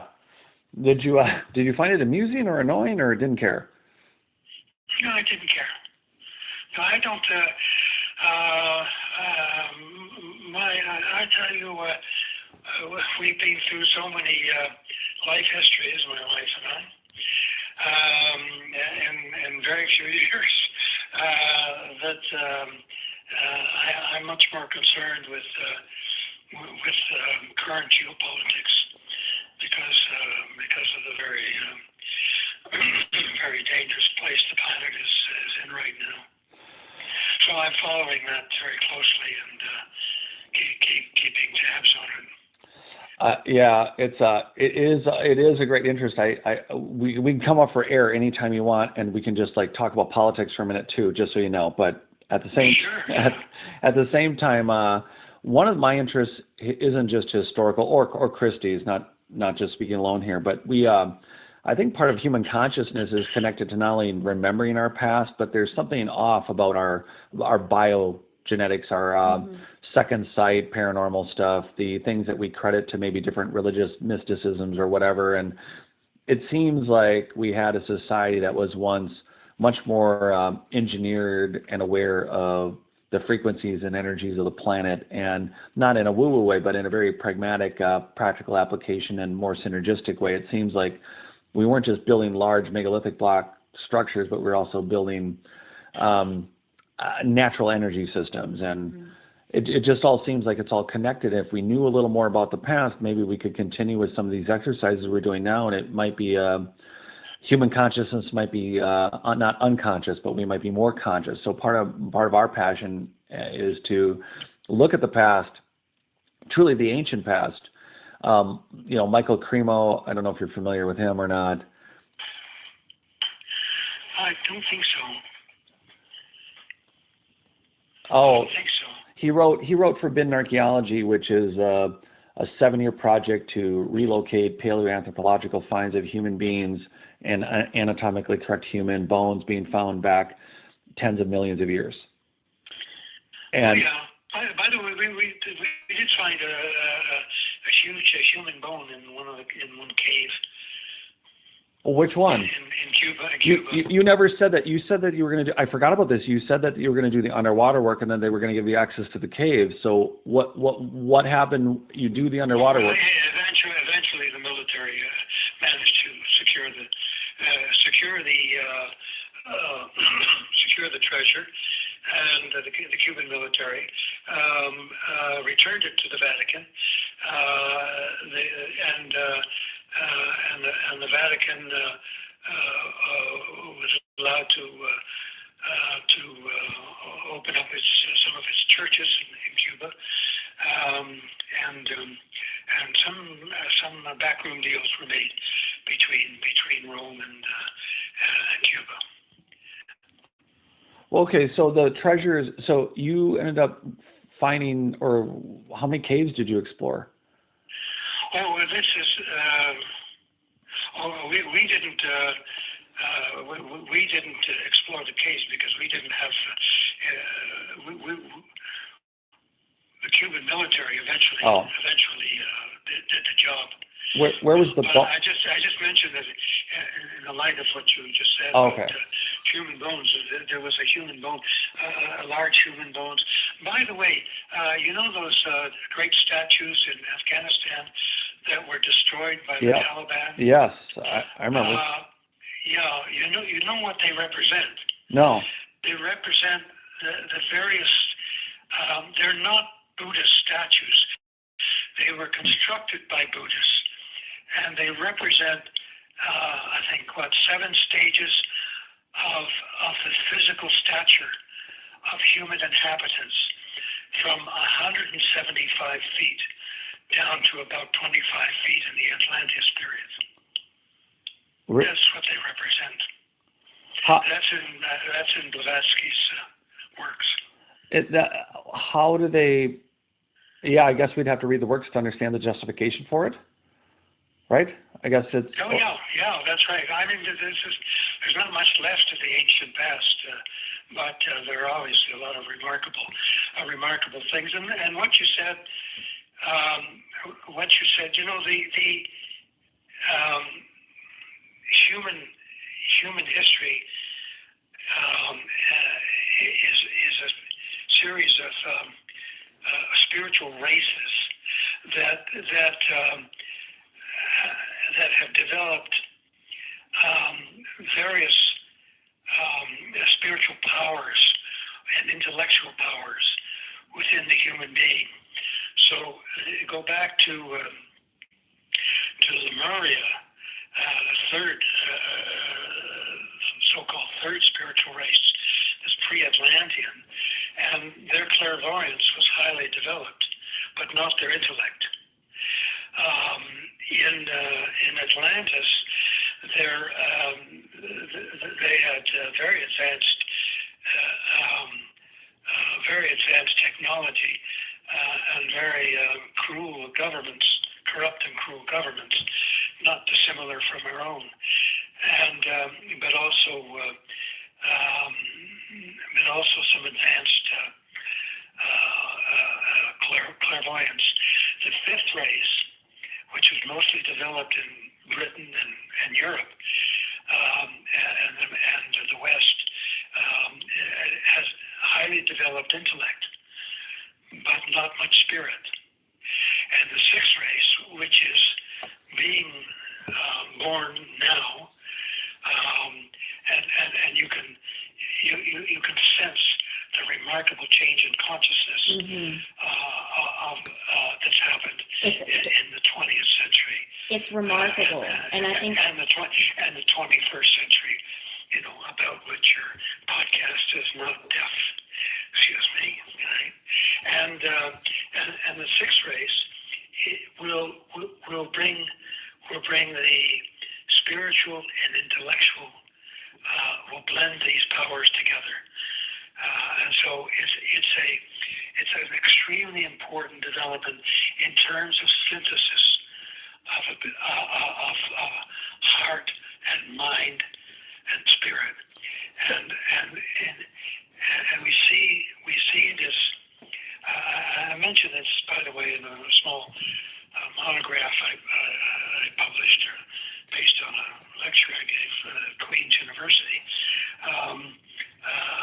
of moving away from specialization. Paul, let me ask you, what's the, so I agree with you that there is a shift on the planet in consciousness that we can, that people, I don't think everybody is aware of it, obviously, but many of us that are sensitive, I think, to ourselves and our level of consciousness can feel the shift.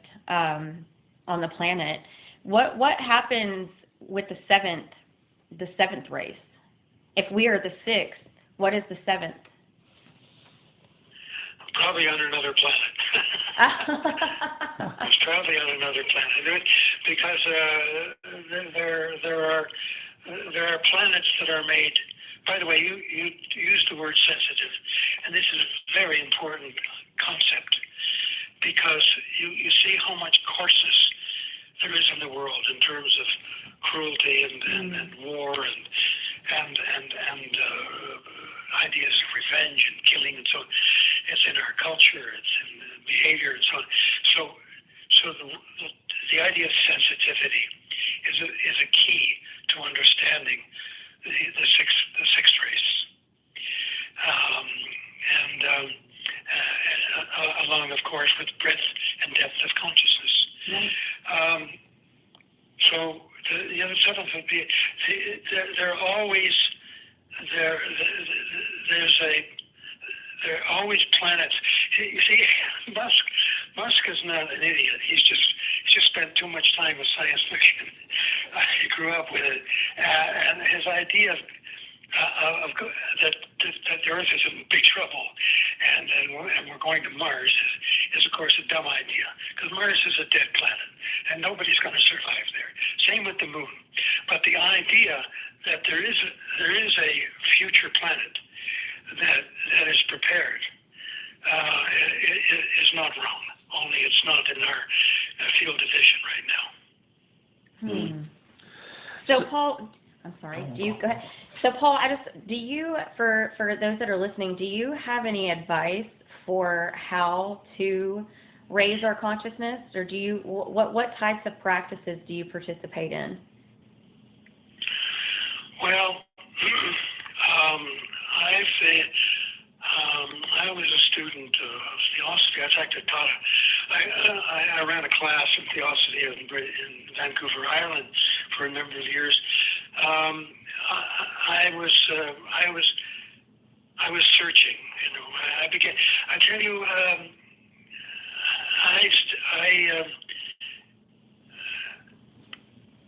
I went to. I was teaching university, and I thought, this is a life of sex, drugs, and rock and roll, and it's not going to endure my future. So I'll tell you what happened to me. Okay, is that a good idea? Yes, absolutely. Yeah, okay. So I was. I walked away from a tenure track position as a university professor because I thought this is too much of a monastery and it's too close for me. So I went to work. I took a job as a volunteer in Nigeria to work on a community mental health project with CUSO, which is similar to the American overseas volunteer work, and not USAID. Okay, I have to stay away from that these days. So I went, and just before I left for West Africa, I went to the University of Toronto to hear a talk given by Baba Ramdas, Richard Alpert. You're familiar with him? Yes. Okay, and I was very impressed with his talk. It seems to me that he was basically talking against drugs and talking about the human spirit and where one's strength and power really comes from. And I was very impressed, and I felt that he had been to India, he had found a guru, and it had changed his life. He stopped promoting drugs and started promoting a different way of life. And I was very impressed with that, and that stuck in my mind. So after I was working in West Africa for a while on this project, and realized it was a charade and a getting dumb money from Rockefeller and Ford foundations for a project that wasn't serious, which I won't go into right now, I decided to look for a teacher. So I went to India, overland, a long journey, and went looking, and I didn't find one. I came home and started my search, and I eventually I found a teacher. I found a teaching. I searched many different teachings, spiritual teachings, and I found a teacher. Actually, I met my teacher around the corner from where I was born, which is quite ironic considering I went all around the world looking for him. The universe has a funny way, doesn't it? Yes, the universe has a funny way of teaching us something. And he was enormously enlightened man from New York, upstate New York, and highly cultured. And I studied with him and his teaching, and that changed my whole life and changed my direction in life. So we have to. There are so many. By the way, I have the television. I have some about over 30 videos, clips from my book and my television series on the internet. If you Google Paul Weinzweig videos, you will find them. But we're all born into a very complex and I would say dangerous culture, full of layers. We're brought up and we have to peel back like an onion. We have to peel back all these layers of socialization and education and indoctrination and propaganda and find out who we really are. And we've all had countless past lives, and we will all have future lives. But one thing is forever, and that is the human spirit and the experiences which are gathered around that spirit, which is called the soul, the human soul, and that is immortal. And if we understand that, we will spend less time worshiping the physical glories of life, the luxuries and the comforts of life, and the distractions of life, and more time getting serious about what life is about and where it is designed by a higher power to be heading. Paul, can I ask you how that plays into your relationship? How that's been for you and your connection with your wife? Absolutely, yeah. I was. I divorced my first wife, who gave me a beautiful child. She had her own spiritual life and went on it. And back in 75, 76, and then I was looking for a mate, for a partner, and went down quite a few blind alleys.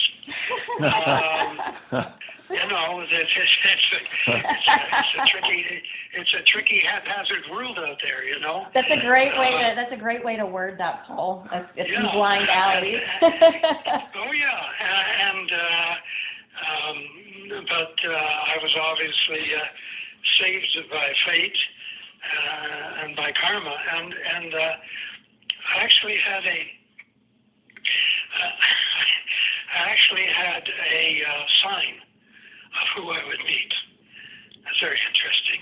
I was walking along the street one day, years before I met Paulina, and I found a playing card. And the playing card, of course, had a suit and a number. And all our playing cards are derived, our tarot cards are derived from our playing cards. The playing cards were originally a hidden cipher, astrological cipher about our lives. And this is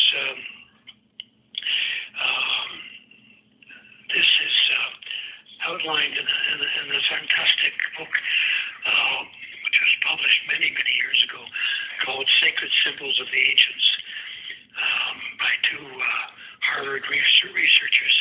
It's obviously given by a higher power. Sacred Symbols of the Ancients, and believe it or not, it's available free on the internet. Oh. So that you have to handle it carefully and use good judgment. But it's an absolutely remarkable book. So anyway, it's a book that links the playing cards, the original playing cards, with birthdays. Mm-hmm. So by this playing card, I now had a date, a day, a month, not a year. So I was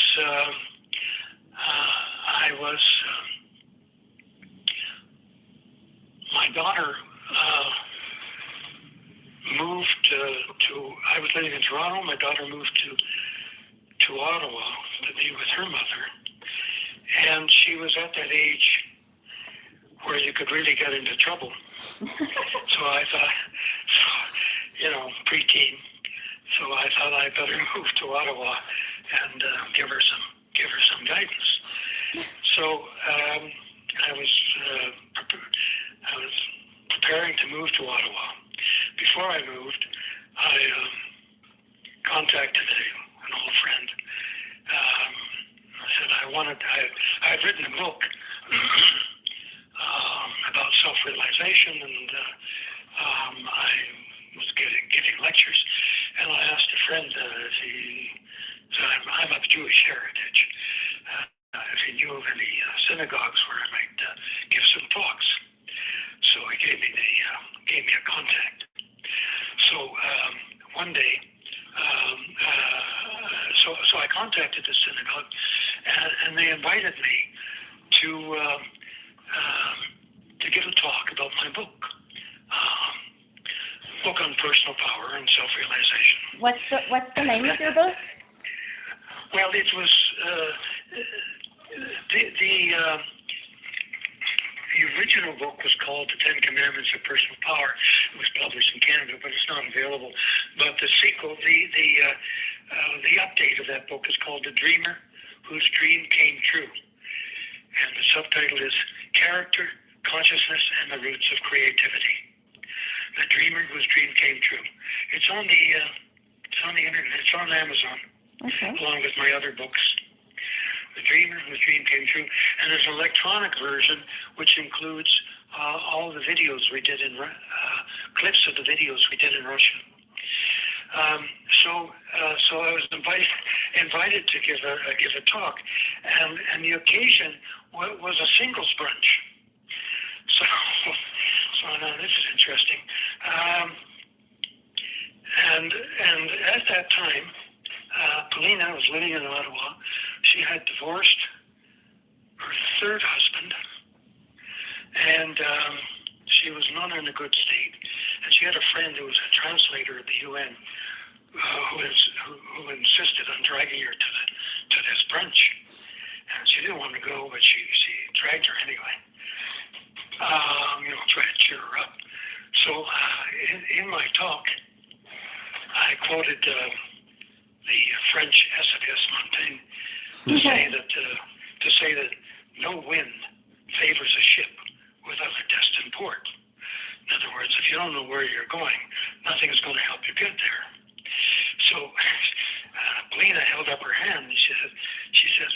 happens if you can't even get out of the harbor?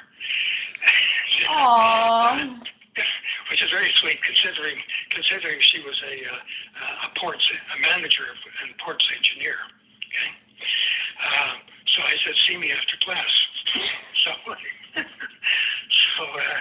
after class we went to an Indian restaurant, had lunch, and that was the beginning.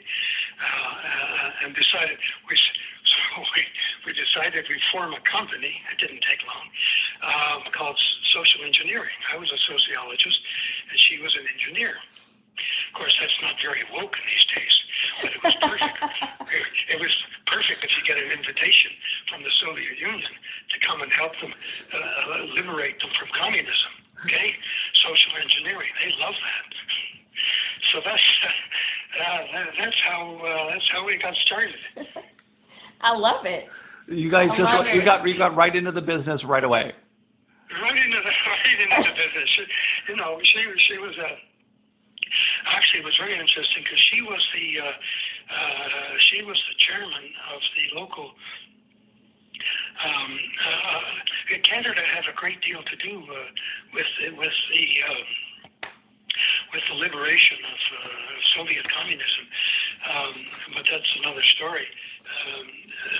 But she was chairman of the local engineering society, and we put on a big international conference called Third Wave Engineering and Society and Development, which is try to change the way engineers work in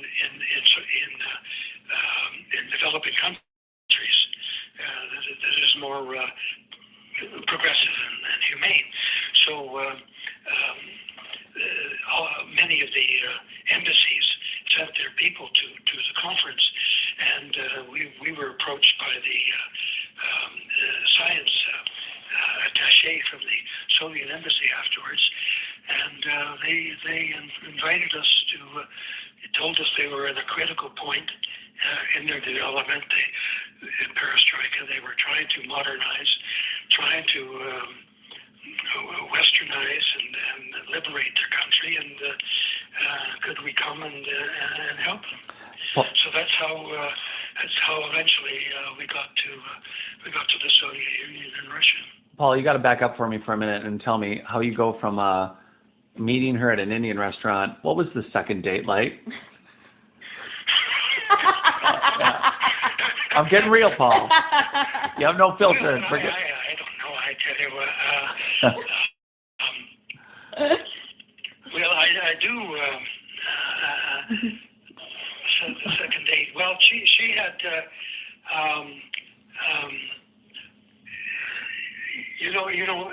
Marrying an analog sociologist from the Woodstock generation to a no nonsense Soviet engineer from the digital world was not going to be easy.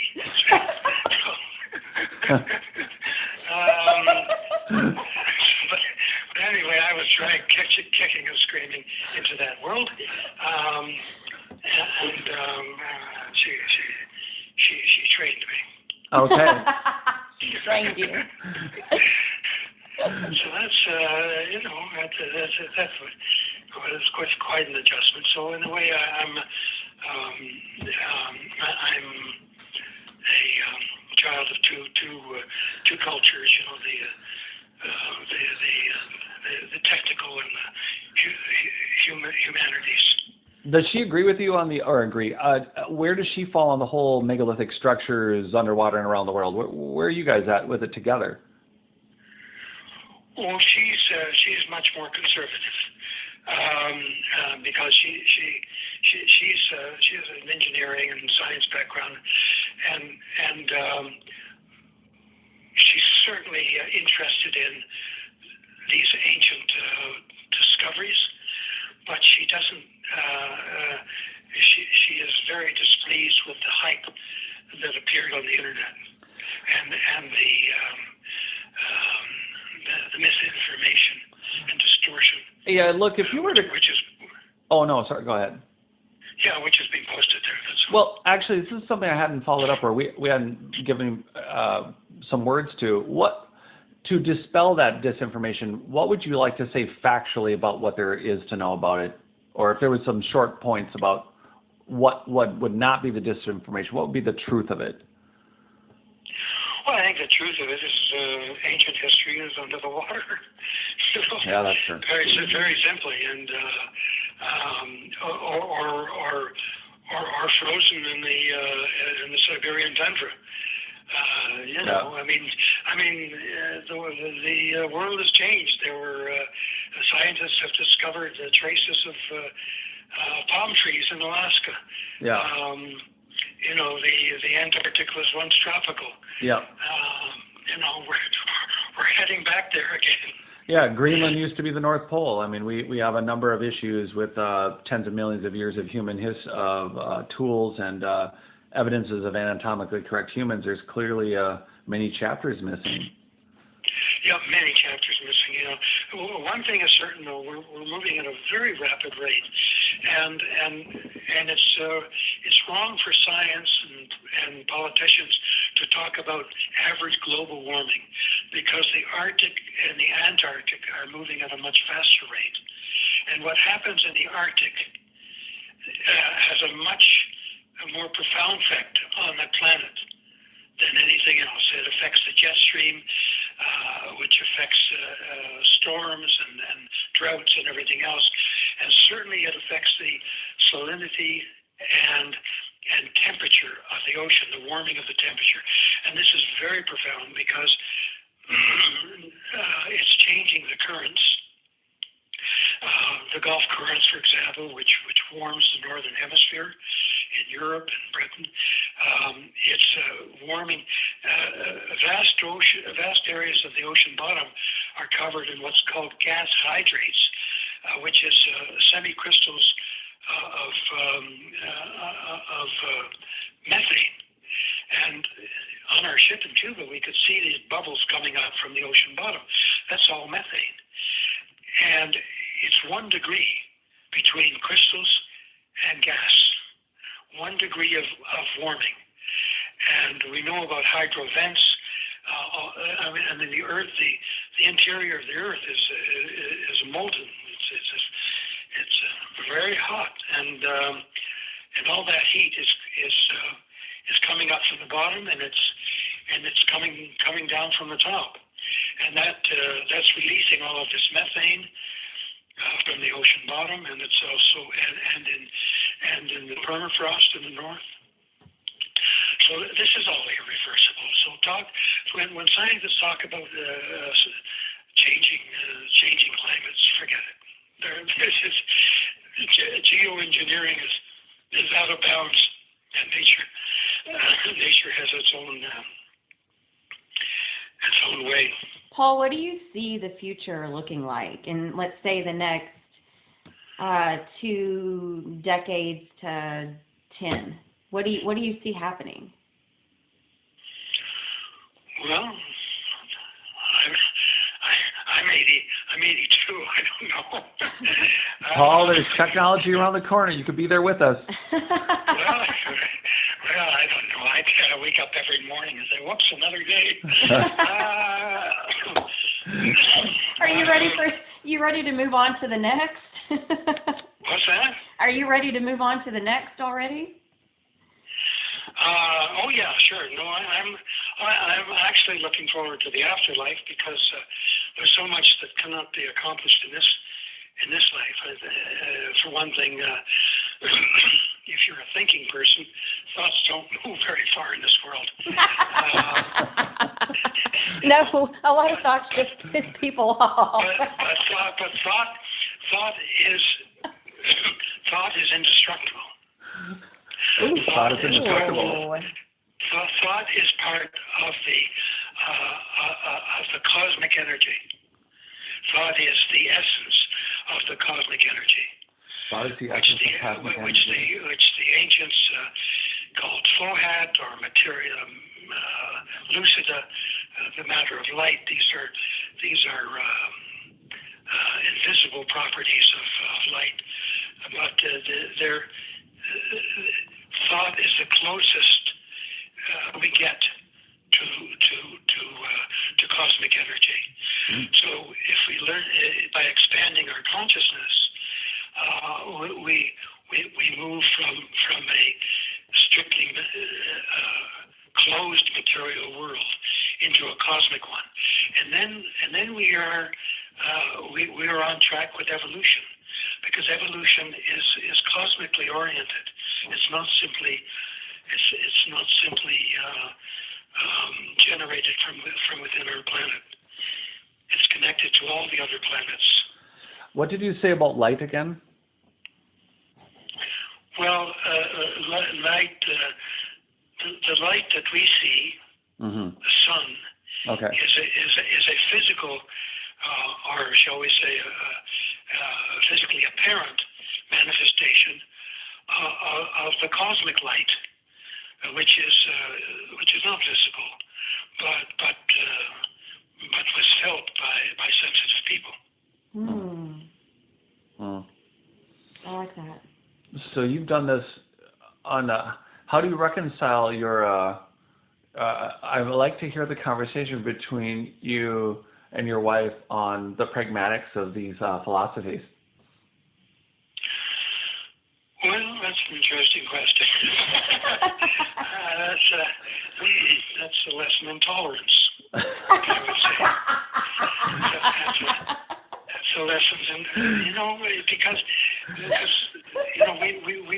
we can learn from everything. I mean, at one time I was engineering the geopolitics of the world, and the next moment I'm making dinner and lunch and breakfast for my children, our two dogs, and my wife. It doesn't matter what you do in this world, because consciousness and spirit are independent of our physical life. We can learn from everything we do, and there is nothing small and nothing big. Nothing small and nothing big. No, there is nothing small and nothing big. You cannot say something is small and we shouldn't bother with it, or something is too big to understand. We live in infinity. Who can understand infinity? So on that note, Paul, just speaking to that, what do you say to people who think that are either closed-minded or think that something shouldn't be, that won't seek or become or awake or conscious or like, what do you think of the people that dismiss all of it, what you just said? Like the people, Paul, the people that are sleeping, the ones that are indoctrinated, and the ones that are, with the institution, I guess. What's the word I'm looking for, Jared? Programs. Programs, yeah. If we're not... Yeah, there are programs. Well, I think one has to understand that Plato's cave allegory, that if you escape from the cave and you want to bring light to humanity, you will be persecuted. Because about 85% of humanity are locked into the past, and about 15% of humanity are moving towards the future. And the history of all spiritual teachers and healers has also been a history of persecution. And you have to play your cards judiciously. And we're not in the business of persuading closed minds. I deal with this in my book, The Dreamer Whose Dream Came True, and I also deal with it in a more recent book I published, was also on Amazon, called Socrates at the Last Chance Saloon. And it was the book was inspired inspired, if that's the word, by the suicide of my nephew. And it's a meditation on suicide, which the French philosopher Camus said is the only serious question in life: why live? And in this little book, it's a monograph really, it's an allegory on the disenchantment of the world. And Socrates comes back, and he's given a mission to correct the impression he left with his own suicide 2,500 years ago, and the great disappointment he gave to his students, who begged him not to leave, because he had a choice. He could have exiled himself, but he chose suicide. He was stubborn. So he sets up shop in a saloon, in a bar, where he tries to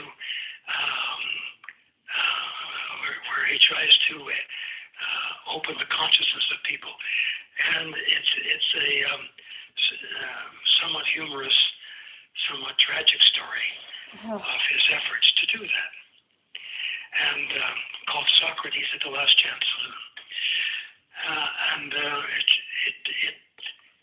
It kind of demonstrates the how easy it is.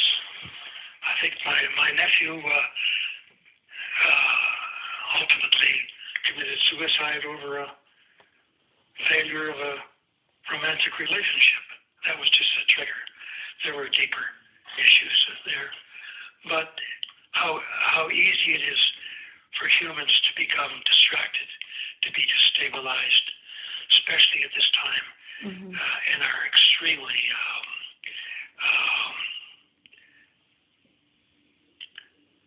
chaotic world.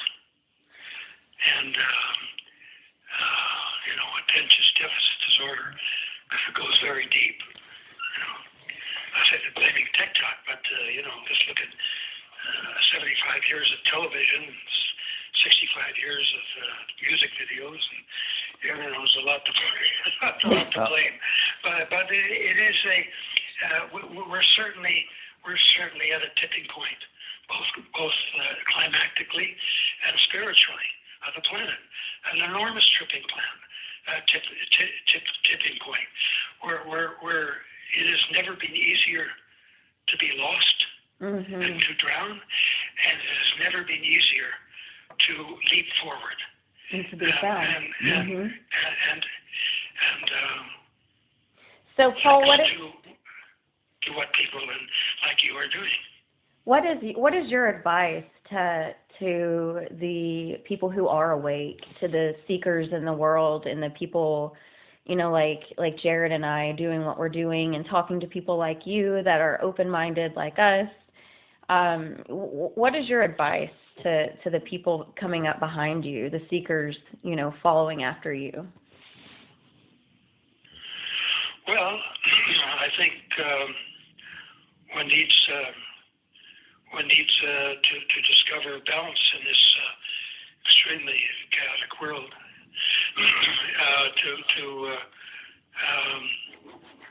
One needs a great deal of courage, because it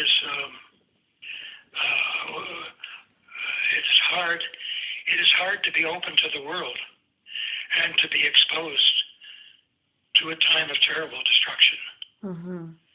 I mean, you talk about sensitive people. This is terrible for sensitive people, and sensitive people will pay a high price for this time that they live in. It is very hard for sensitive people. Absolutely terrible for them, and really our heart has to go out for them, because there will be many victims who are collateral damage in an old world that is dying and a new world that is being born. So I would say, number one, find your balance, find your equilibrium, find an outlet for your energy, and because there are enormous energies coming into the planet, And at the same time, there are enormous chaos in the energies surrounding the planet, which are a result of human thinking and human actions.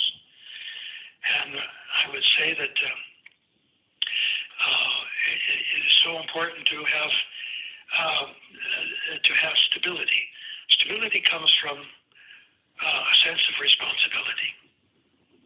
The terrible thing that's happening to young people, they have no sense. They're left adrift. They have no connection with a responsible life. The old days, they worked on farms, and in Africa, they're 6 years old. You're mining lithium for Western companies. But to have a sense of responsibility and to have an outlet for your energy, whether it's your work, your hobby, I have I'm grateful I have my family to look after and shopping and meals to cook. These are all small but necessary aspects of life, and they should not be denigrated. No. There's so much to say. Would you be? I don't know. I feel like we've covered a lot of different spectrum of everything that you and I and all of us, we're interested in. Would you talk to us again sometime? I'd be happy to. Oh, thank you. I'd be happy to. It's not often we meet kindred spirits, and we have to maximize it. Let's flame that fire. Yeah, the collective consciousness is what's important. The collective fire. That's right. Okay. No, I tell you, I spend time every day on the internet, YouTube's on YouTube on the alternate media, which I find extremely informative and educative. Yeah. So we have to say that the technological inventions that have given us. By the way, the internet came out of the Pentagon, so you never know who's going to give birth to something useful. But the internet and podcasts and YouTube and so on have given us enormous access to alternative media and alternative consciousness. That's right. To which we have to be very grateful. Yeah, very much so. Absolutely. We can't thank you enough for your time for this interview. My pleasure. And we are really looking forward to speaking with you again sometime, Paul. Sure. Anytime. Can you send me some information about your podcast? Absolutely. In fact, you know what we're going to do is we're going to wrap up the recording and we're going to hit pause on that, and then we can do all that. So is there anything else? Okay. Words? Anything else you want to say for the listening audience? You get the last word. Well, it's important not to close the heart off, because the heart is the closest we get to God. Oh, that's beautiful. That's beautiful. We're gonna pause on that. We're gonna period it on that, and then we'll just keep talking here in a second.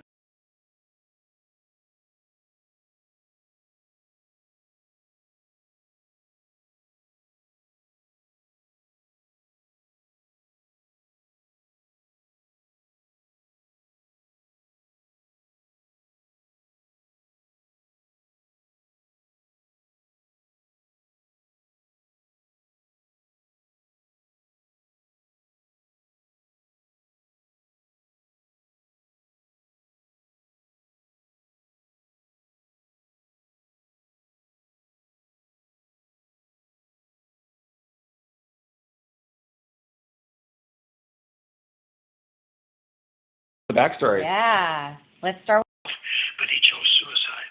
He was stubborn. So he sets up shop in a saloon, in a bar, where he tries to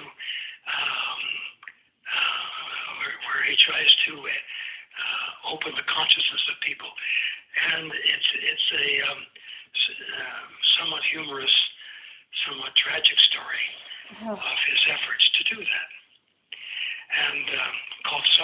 the Last Chance Saloon. And it kind of demonstrates the how easy it is. I think my nephew ultimately committed suicide over a failure of a romantic relationship. That was just a trigger. There were deeper issues there. But how easy it is for humans to become distracted, to be destabilized, especially at this time in our extremely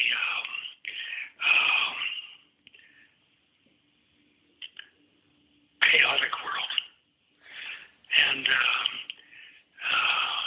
attention deficit disorder, because it goes very deep. I said they're blaming TikTok, but, just look at 75 years of television, 65 years of music videos, and there's a lot to blame.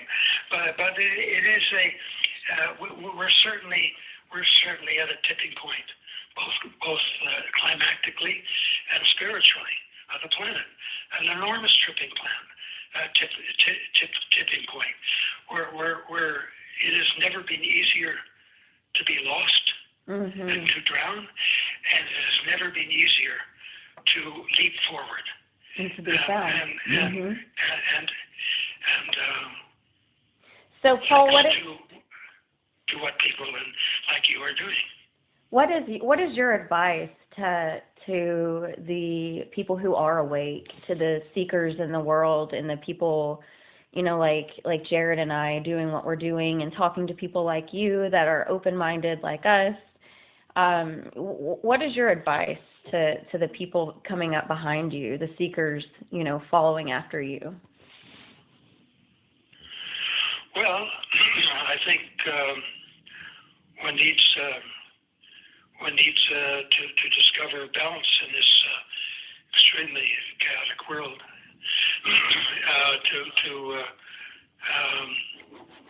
One needs a great deal of courage because there's it is hard to be open to the world and to be exposed to a time of terrible destruction. I mean, you talk about sensitive people. This is terrible for sensitive people, and sensitive people will pay a high price for this time that they live in. It is very hard for sensitive people. Absolutely terrible for them, and really our heart has to go out for them, because there will be many victims who are collateral damage in an old world that is dying and a new world that is being born. So I would say, number one, find your balance, find your equilibrium, find an outlet for your energy, and because there are enormous energies coming into the planet, and at the same time there are enormous chaos in the energies surrounding the planet, which are a result of human thinking and human actions. And I would say that it is so important to have stability. Stability comes from a sense of responsibility. The terrible thing that's happening to young people, they have no sense. They're left adrift. They have no connection with a responsible life. The old days, they worked on farms, and in Africa, they're 6 years old. You're mining lithium for Western companies. But to have a sense of responsibility and to have an outlet for your energy, whether it's your work, your hobby, I have my. I'm grateful I have my family to look after, and shopping and meals to cook. These are all small but necessary aspects of life, and they should not be denigrated. There's so much to say would you be? I don't know. I feel like we've covered a lot of different spectrum of everything that you and I and all of us, we're interested in. Would you talk to us again sometime?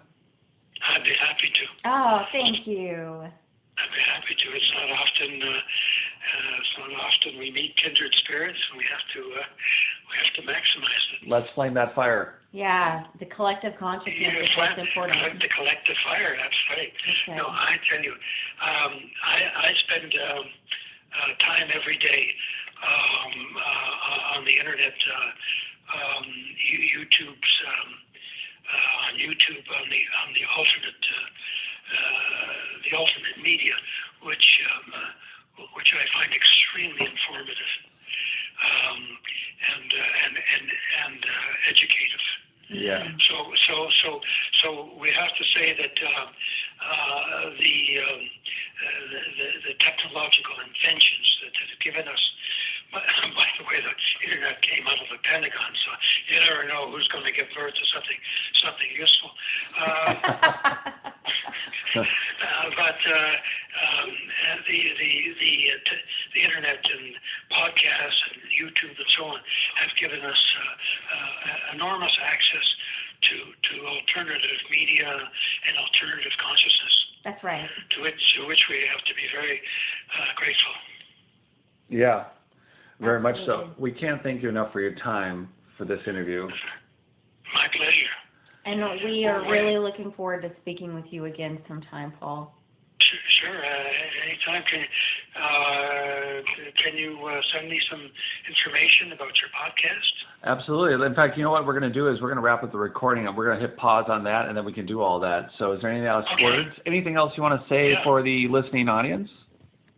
You get the last word. Well, it's important not to close the heart off, because the heart is the closest we get to God. Oh, that's beautiful. That's beautiful. We're gonna pause on that. We're gonna period it on that, and then we'll just keep talking here in a second.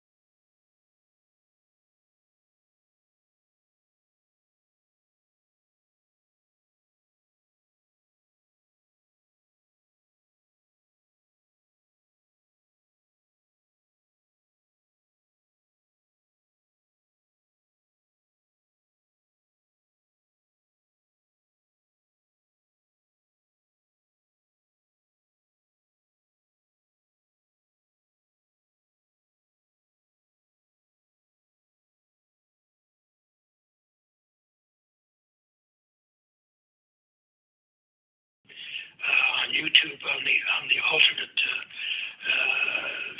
media of life, and they should not be denigrated.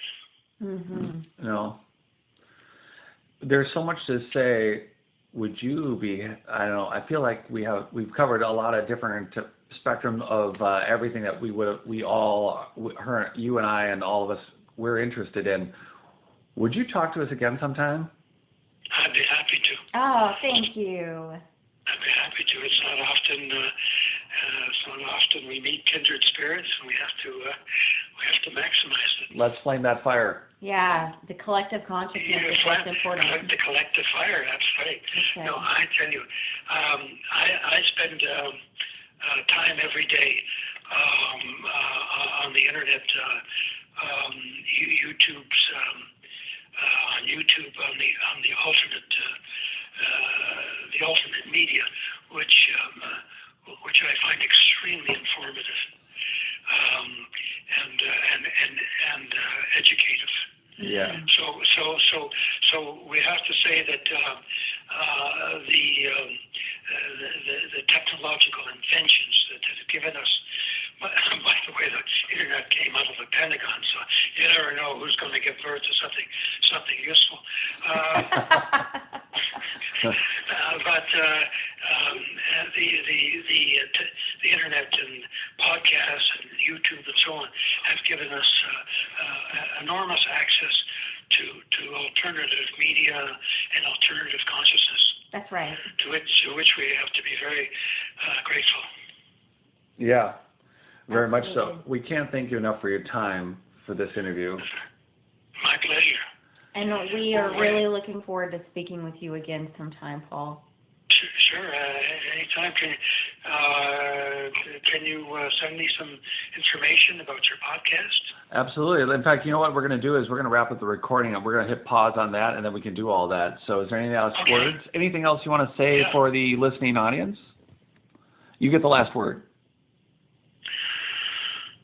Well, it's important not to close the heart off, because the heart is the closest we get to God.